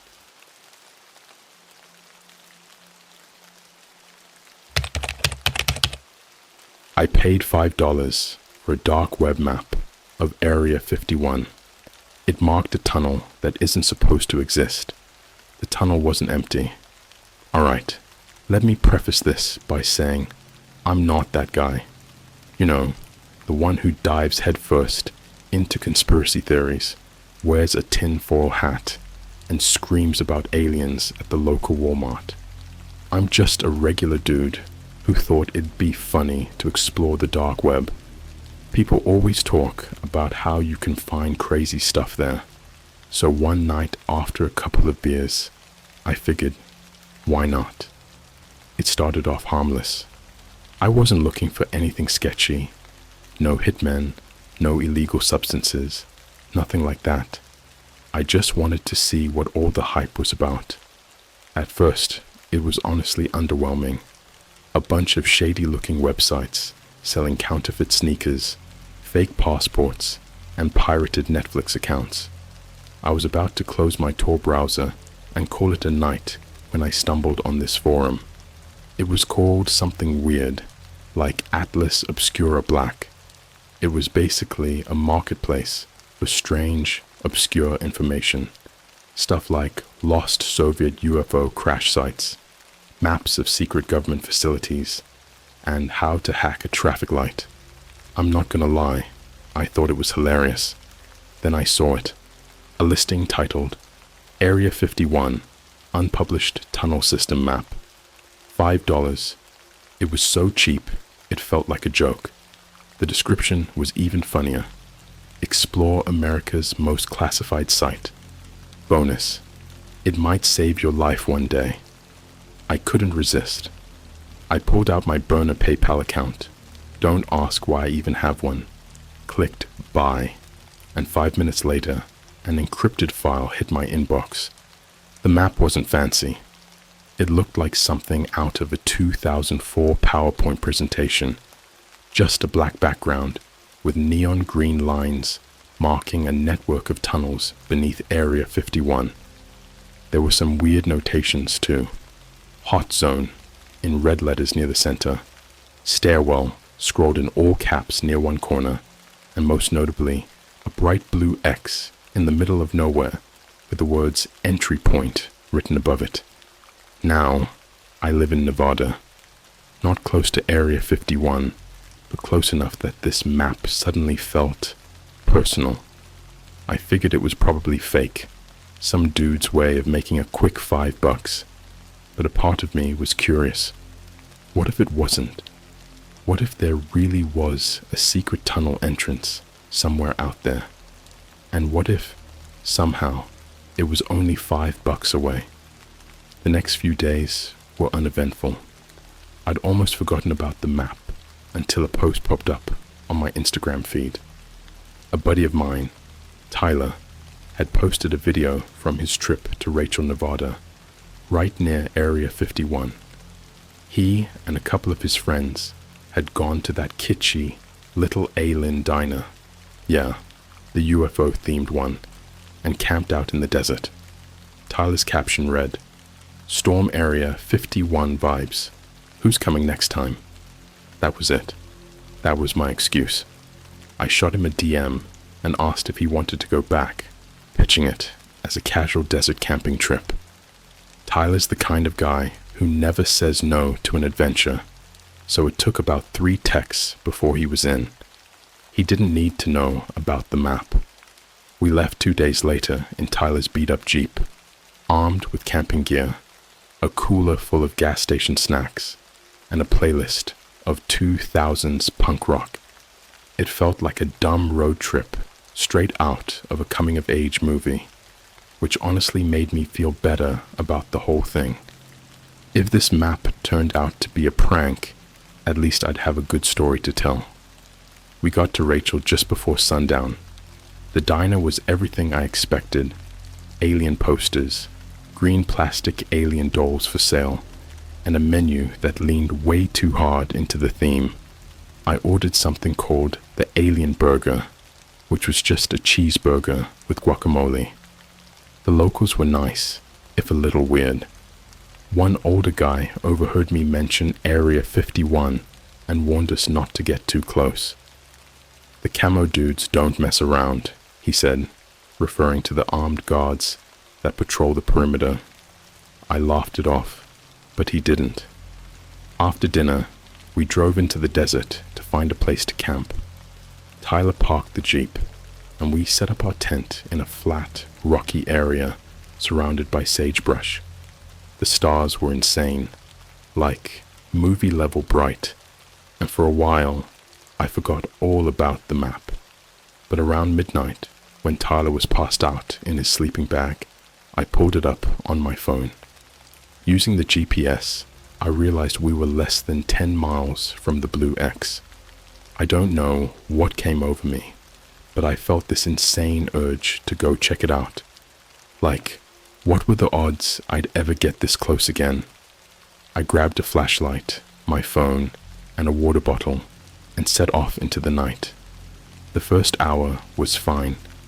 The desert was eerily quiet, but the stars were bright enough to keep me on track.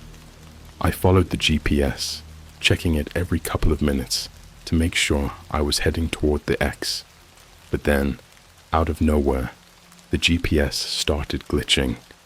My location pin would jump all over the place, sometimes disappearing entirely. At first, I thought my phone was losing signal, but then I noticed something even stranger. The stars overhead looked wrong. I know how crazy that sounds, but I swear, the constellations weren't where they were supposed to be. Orion's belt was tilted at this bizarre angle, and the Big Dipper looked stretched out, like someone had pulled it apart. It was disorienting enough that I stopped walking and stood there for a while, trying to figure out if I was imagining it. That's when I saw the light. It was faint at first, just a tiny pinprick in the distance. I figured it was some kind of landmark, maybe a ranch or an outpost, but the closer I got, the more I realized it wasn't stationary. It was moving, like someone holding a flashlight and walking, only it didn't bob up and down the way a flashlight would.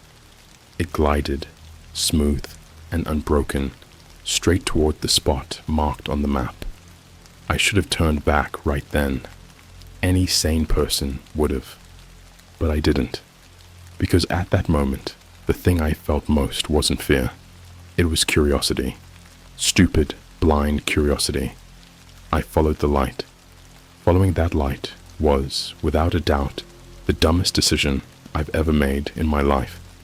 At first, I thought it was a person, maybe a night hiker, or someone who worked for one of those ranches near the restricted area.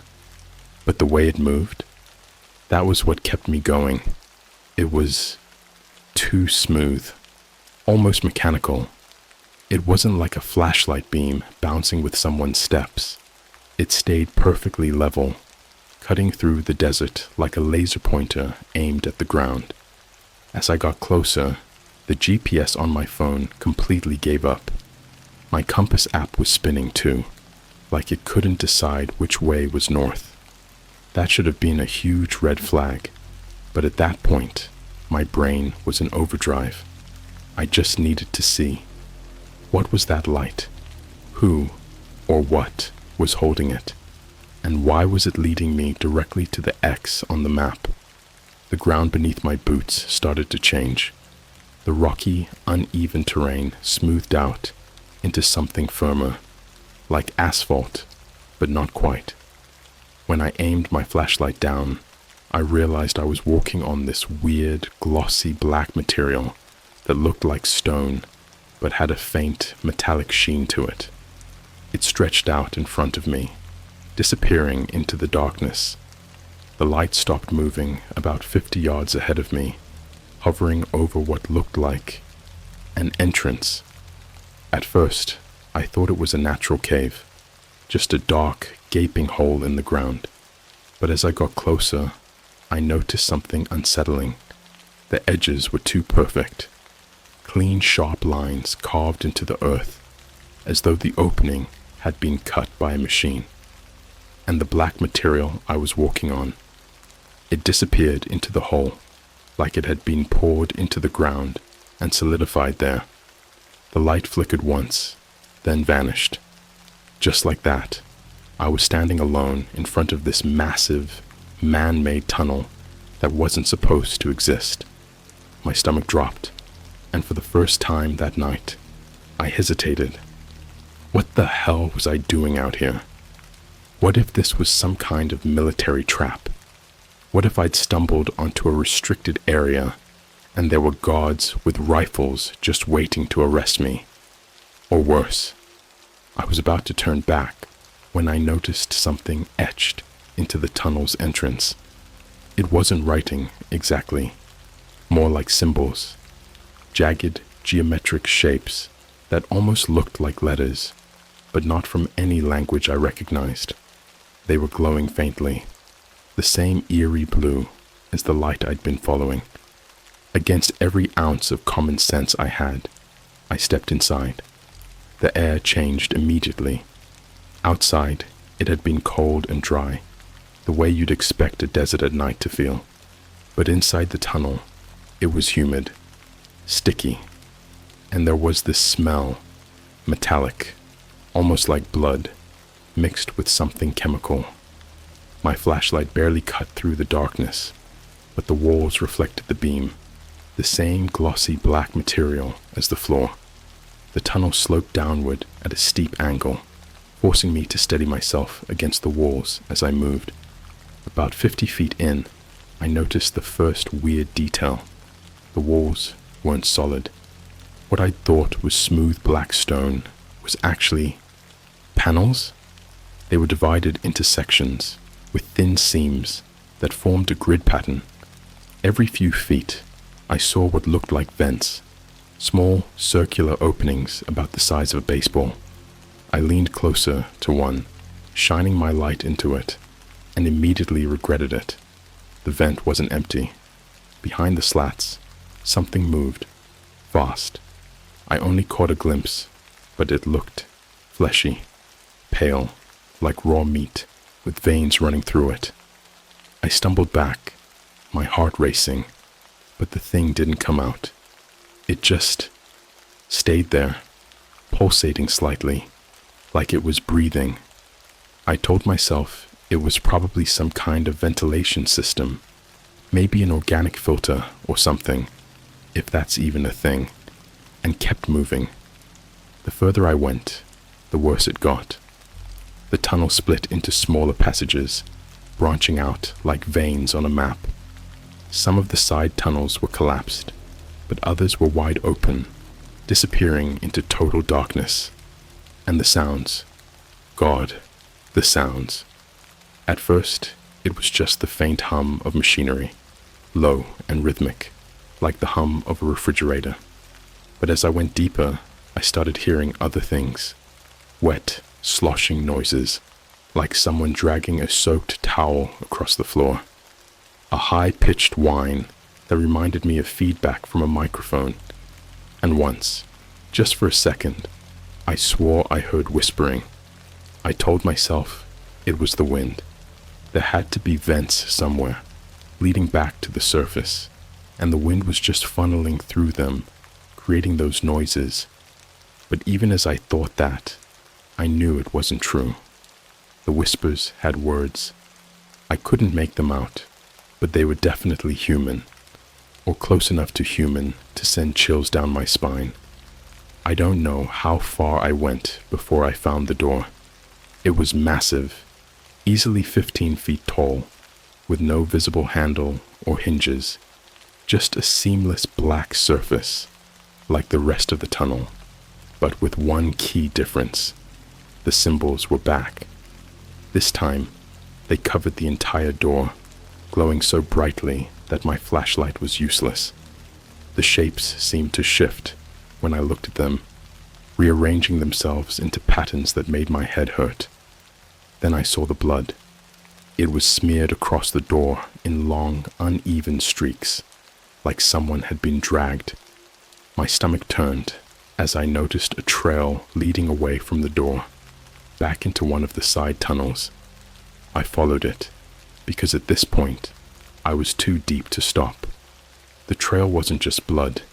It was bits of something, pieces of fabric, tufts of hair, and other stuff I don't even want to describe. Whatever had been dragged, it wasn't whole anymore. The trail ended in a small chamber, and that's where I found it. A body, or what was left of one. It was slumped against the wall, unrecognizable. The skin was burned and blistered. The face melted into a grotesque mask of flesh.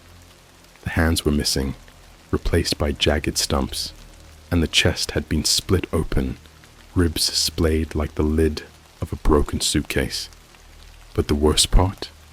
The head wasn't human. It was elongated, almost insect-like, with hollow eye sockets and no mouth, like someone had changed it, replaced it.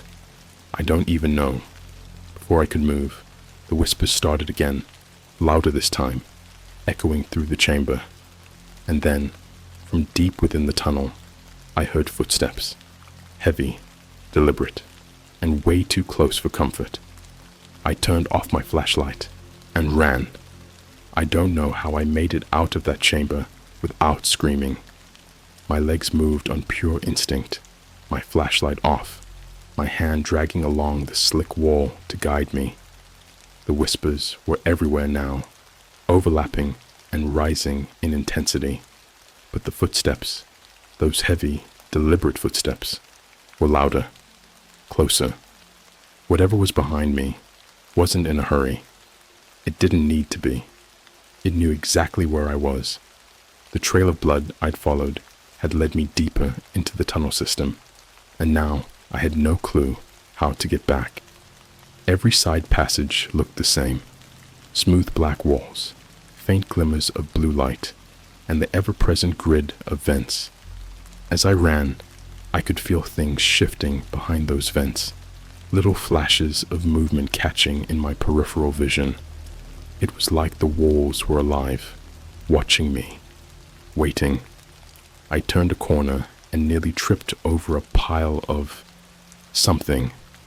At first, I thought it was debris, maybe rocks from a cave-in, but as my eyes adjusted, I realized it wasn't stone. It was bones, human bones. They'd been arranged in neat little stacks, ribs in one pile, femurs in another, and skulls lined up in a perfect row along the wall. Some of them still had scraps of flesh clinging to them, dried and leathery, like they'd been there for years. Others were pristine, their surfaces glistening under the faint glow of the tunnel lights. Fresh. I felt bile rise in my throat, but I couldn't stop. The footsteps were louder now, echoing off the walls, and they weren't alone. There was a sound accompanying them, this horrible, wet, clicking noise, like claws tapping against stone, but heavier, more deliberate. I didn't want to look back. I didn't want to see what was following me, but my brain was screaming that I had to. I turned my head just for a second, just long enough to catch a glimpse of the thing hunting me. It wasn't human. It was tall, easily 7 feet, maybe more, and its limbs were too long, bending at unnatural angles as it moved. Its skin was pale and stretched too tight, almost translucent, with veins snaking beneath the surface, like dark rivers. But the head, oh God, the head. It wasn't shaped right. The skull was elongated, tapering to a sharp point at the back, and the face was just wrong. No eyes, no nose, just a gaping maw filled with rows of jagged teeth that glistened like shards of glass. And it wasn't walking. It was stalking, its movements fluid and deliberate, like a predator playing with its prey. The thing stopped, tilting its head toward me as if it could sense I was watching, and then it smiled. That horrible, toothy grin stretched impossibly wide, splitting its face almost in half. I didn't wait to see what it would do next. I ran. The tunnels felt endless, a labyrinth of death with no exit. My breath came in ragged gasps, and my legs burned with every step, but I couldn't stop. Every few seconds, I'd hear that clicking noise again, followed by the scrape of claws against the walls. The thing was toying with me, letting me think I had a chance, but I could feel it closing the distance. It wanted me to know it was coming.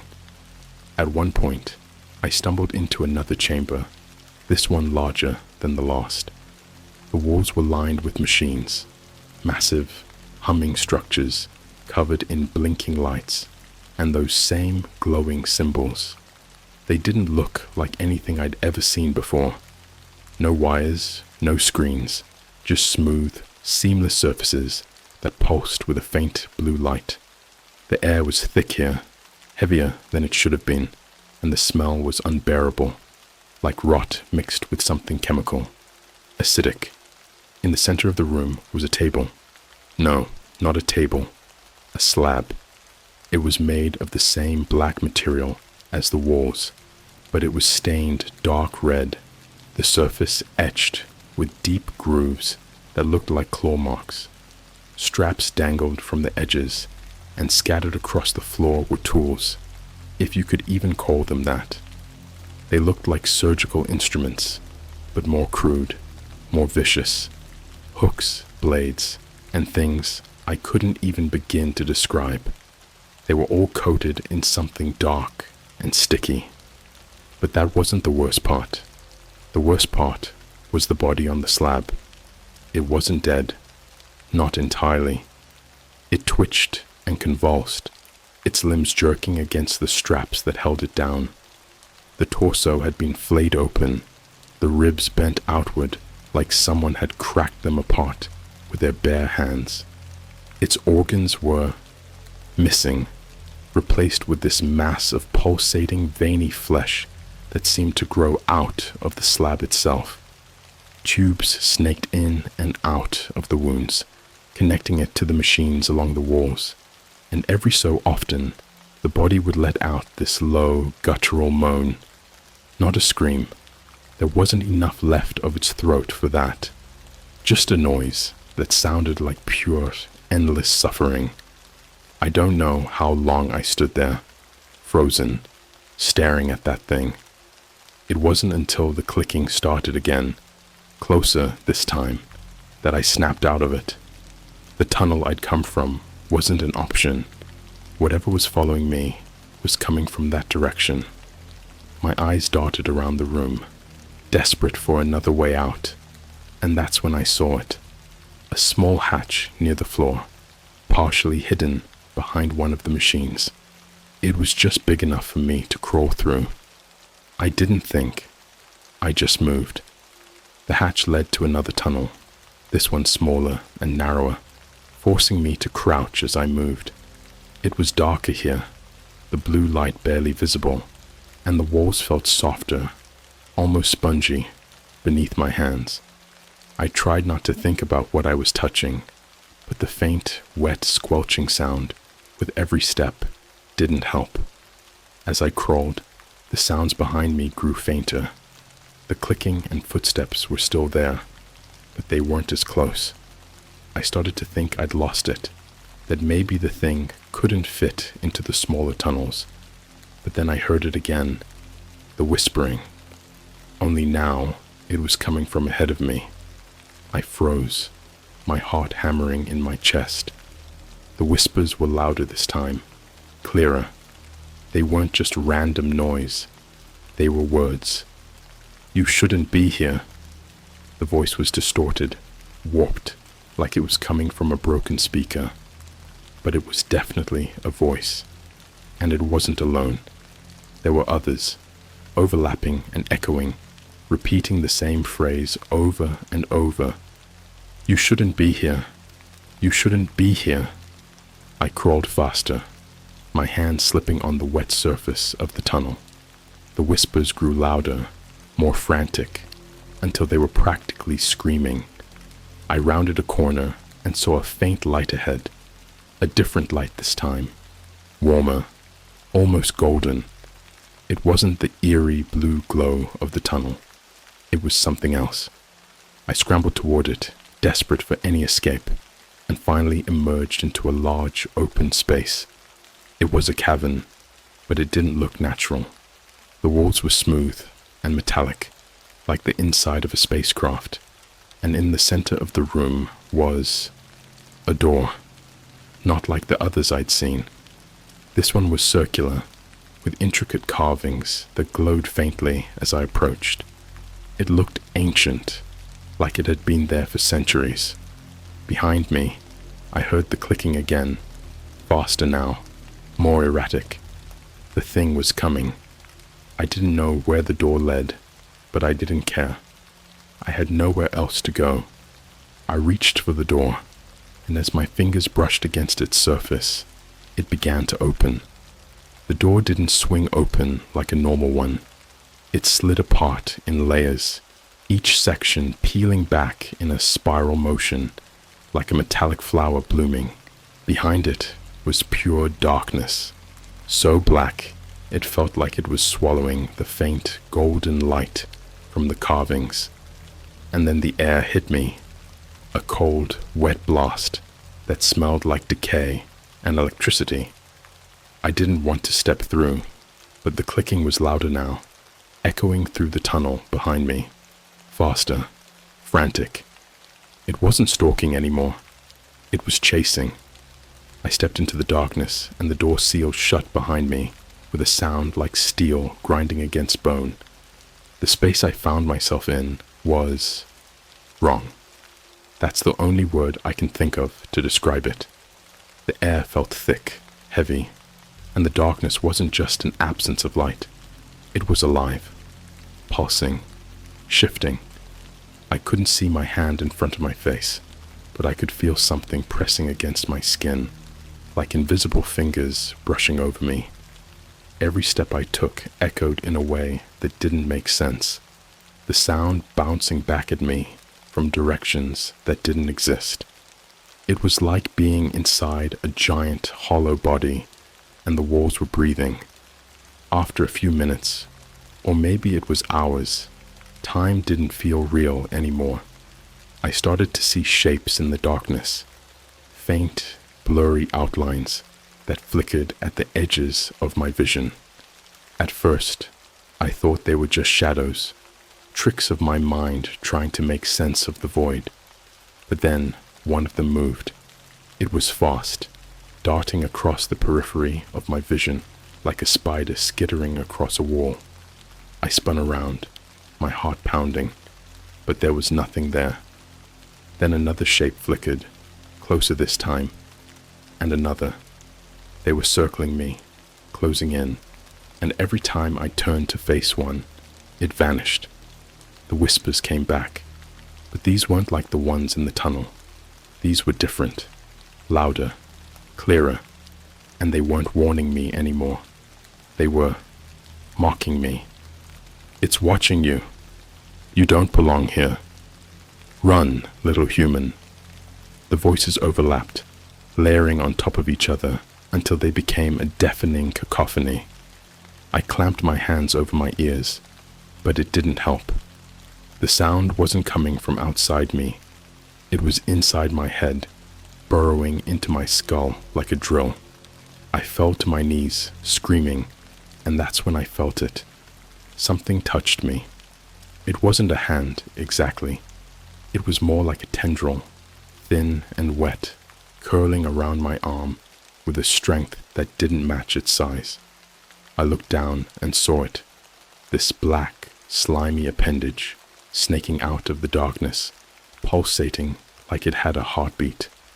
I tried to pull away, but it tightened, digging into my skin. The flesh where it touched started to burn, and when I looked closer, I saw the veins in my arm turning black, spreading out in jagged lines. I screamed and thrashed, trying to pull free, but more tendrils emerged, wrapping around my legs, my torso, my neck. They didn't just hold me, they invaded me, forcing their way under my skin, writhing just beneath the surface. The pain was indescribable, like my insides were being rearranged, torn apart, and put back together wrong. And then the whispers stopped. When I woke up, I was lying on the ground. The tendrils were gone, but the pain wasn't.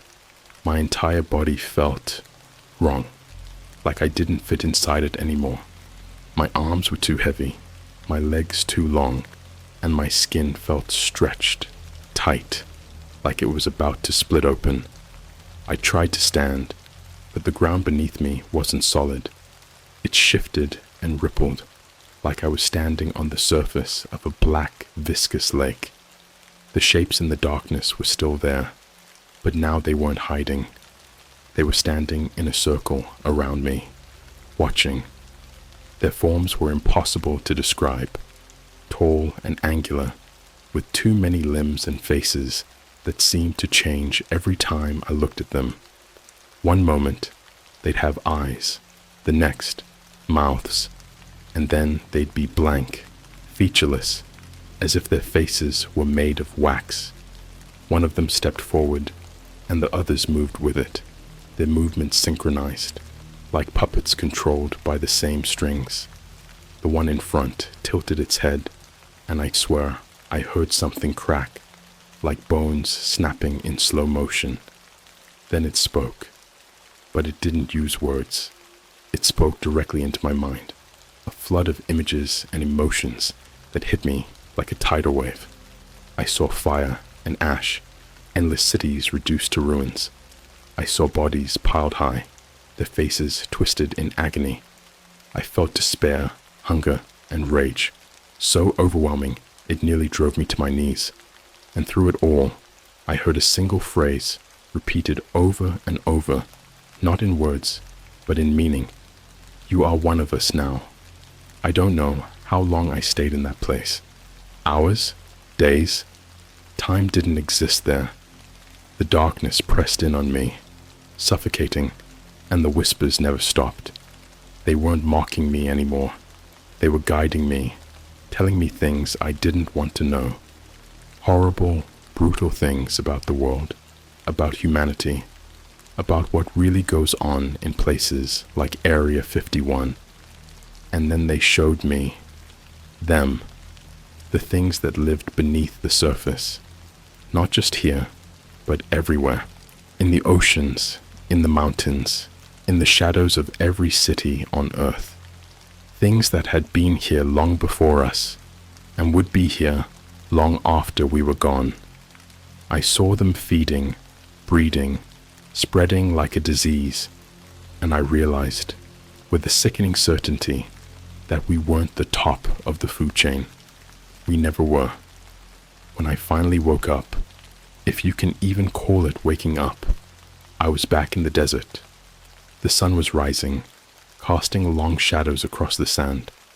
I was lying at the base of a small hill, my clothes torn and covered in something black and sticky. My phone was in my pocket, somehow still charged, but the map was gone. The encrypted file, the payment history, everything had been erased, like it had never existed. Tyler's Jeep was still parked where we'd left it, but he wasn't there. I found his tent ripped open, his sleeping bag soaked in blood. No footprints, no drag marks, just blood, a lot of it. I didn't call the cops. I didn't tell anyone what happened. What could I say? That I bought a $5 map on the dark web and found a tunnel full of monsters. That my best friend was dragged off into the night by something that shouldn't exist. They'd lock me up, or worse, they'd believe me. But here's the thing, it didn't end there. It didn't take long for me to realize something had followed me back. At first, I thought it was just paranoia. I mean, wouldn't you? After what happened, every shadow seemed darker, every sound sharper. But this wasn't just in my head. I'd see things out of the corner of my eye, flashes of movement that disappeared when I turned to look. Doors would creak open on their own. My reflection in the bathroom mirror would linger for a split second longer than it should, and there were nights when I'd wake up drenched in sweat, the whispering still echoing in my skull. It got worse when I got home. Tyler's Jeep had made the drive back to Reno, though I don't remember most of it. I was operating on autopilot, my brain running in circles, trying to make sense of what had happened. But once I stepped into my apartment, I felt it. A weight, like something was pressing down on me, watching me. I didn't sleep that first night, or the next. Every time I closed my eyes, I saw them, those shapes in the darkness, the door that shouldn't have existed, the thing that smiled at me in the tunnel. I felt the tendrils crawling under my skin again, twisting and burning. And worse, I heard the voice, that horrible, guttural voice that had spoken to me without words, whispering just one sentence on repeat. You are one of us now. The first real sign that something was wrong, physically wrong, came 3 days later. I was standing in front of the bathroom mirror, brushing my teeth, when I noticed something on my neck. At first, I thought it was a bruise, dark, almost black, with thin lines radiating outward like veins. But when I touched it, it moved. The lines shifted under my skin, squirming like worms. and I swear I felt something pulse. I dropped the toothbrush, stumbled back, and slammed my head against the bathroom door. When I looked again, it was gone. I tried to convince myself it was stress, that my mind was playing tricks on me. But deep down, I knew better. Whatever had happened in that tunnel, whatever thing had latched onto me, it hadn't let go. It was inside me now, changing me. The dreams started that night. They weren't normal nightmares. They were too vivid, too real. I'd wake up in the tunnel, walking through that endless black labyrinth, the whispers louder than ever. Sometimes I'd see the body on the slab, still twitching, its hollow eyes following me as I passed. Other times, I'd see Tyler, standing at the far end of the tunnel, his back turned to me. I'd call out to him, but he wouldn't move. And when I got close enough to touch him, he'd turn around. His face was gone. No eyes, no mouth, just a smooth expanse of skin stretched tight, over bone. He'd open his non-existent mouth and scream, a sound that wasn't a sound at all, just a pressure in my head that felt like my brain was being squeezed. Every time I woke up, there was something new. A scratch on my arm that I didn't remember getting, a tooth lying on my nightstand that wasn't mine. Once, I found a small, wet handprint on my bathroom mirror, dripping with something black and tar-like. I tried to go back to normal. I went to work, pretended to laugh at my co-workers' dumb jokes, scrolled through Instagram like everything was fine. But the thing inside me wouldn't let me forget. It was always there, just beneath the surface, reminding me that I wasn't alone. I'd catch glimpses of myself in reflective surfaces, windows, mirrors, my phone screen, and my reflection would move. Just slightly, just enough for me to notice. A blink when I didn't blink, a twitch of the mouth that wasn't mine. One night, I was sitting in bed, scrolling mindlessly through TikTok, trying to drown out the whispers in my head. My For You page was full of harmless, stupid videos. Dogs doing tricks, people pulling pranks, some guy reviewing chicken sandwiches. Then the screen glitched. Just for a second. I thought my phone had frozen, but when it came back, the video playing wasn't one I'd ever liked or followed. It was a live stream, black and white, grainy, like footage from an old security camera. At first, I couldn't tell what I was looking at. It was just a dimly lit room, empty except for a single chair in the middle. Then I noticed the walls. They weren't walls at all. They were vents, rows and rows of those same circular vents from the tunnel. And then I saw him, Tyler. He was sitting in the chair, his head slumped forward, his arms hanging limply at his sides. His shirt was soaked in blood, and his hands, what was left of them, were mangled, the fingers bent and twisted in impossible directions. He looked dead. He should have been dead. But then his head snapped up, and he looked straight into the camera. His eyes were wrong. Too big, too dark, like the pupils had swallowed the irises entirely. His mouth opened, but no sound came out. Instead, the screen started to glitch again, flickering between the live stream and something else. Something worse. Flashes of bodies, piled high in a dark, narrow room. A figure standing in the corner, its head tilted at that impossible angle. And then, for just a split second, my own face, staring back at me, smiling that same horrible, toothy grin. The live stream ended, replaced by the words, "You are one of us, now." I smashed my phone that night, but it didn't help. The whispers got louder, the dreams more vivid. And then, 3 nights ago, I woke up to find my bedroom door open. I live alone, and I always lock my door before bed, But now it was wide open, the hallway beyond it completely dark. I should have stayed in bed. I should have called someone, anyone, but instead, I got up. There was something on the floor, a piece of paper, folded neatly, placed directly in the center of the hallway. I picked it up, my hands shaking, and unfolded it. There was only one thing written on it, in the same jagged, geometric script I'd seen carved into the tunnel walls. An address. It was local, a warehouse on the outskirts of town. I don't know why I went. Maybe it was curiosity, or maybe it was the thing inside me, pulling me toward it. Either way, I found myself standing outside the warehouse at 3 a.m, the air cold and still. The door was unlocked. Inside, it was pitch black, but I didn't need a flashlight to see. My eyes adjusted on their own, the darkness fading until I could make out every detail. The vents on the walls, the stacks of bones, the slab in the center of the room, soaked in blood, and the figures standing in the shadows, waiting for me.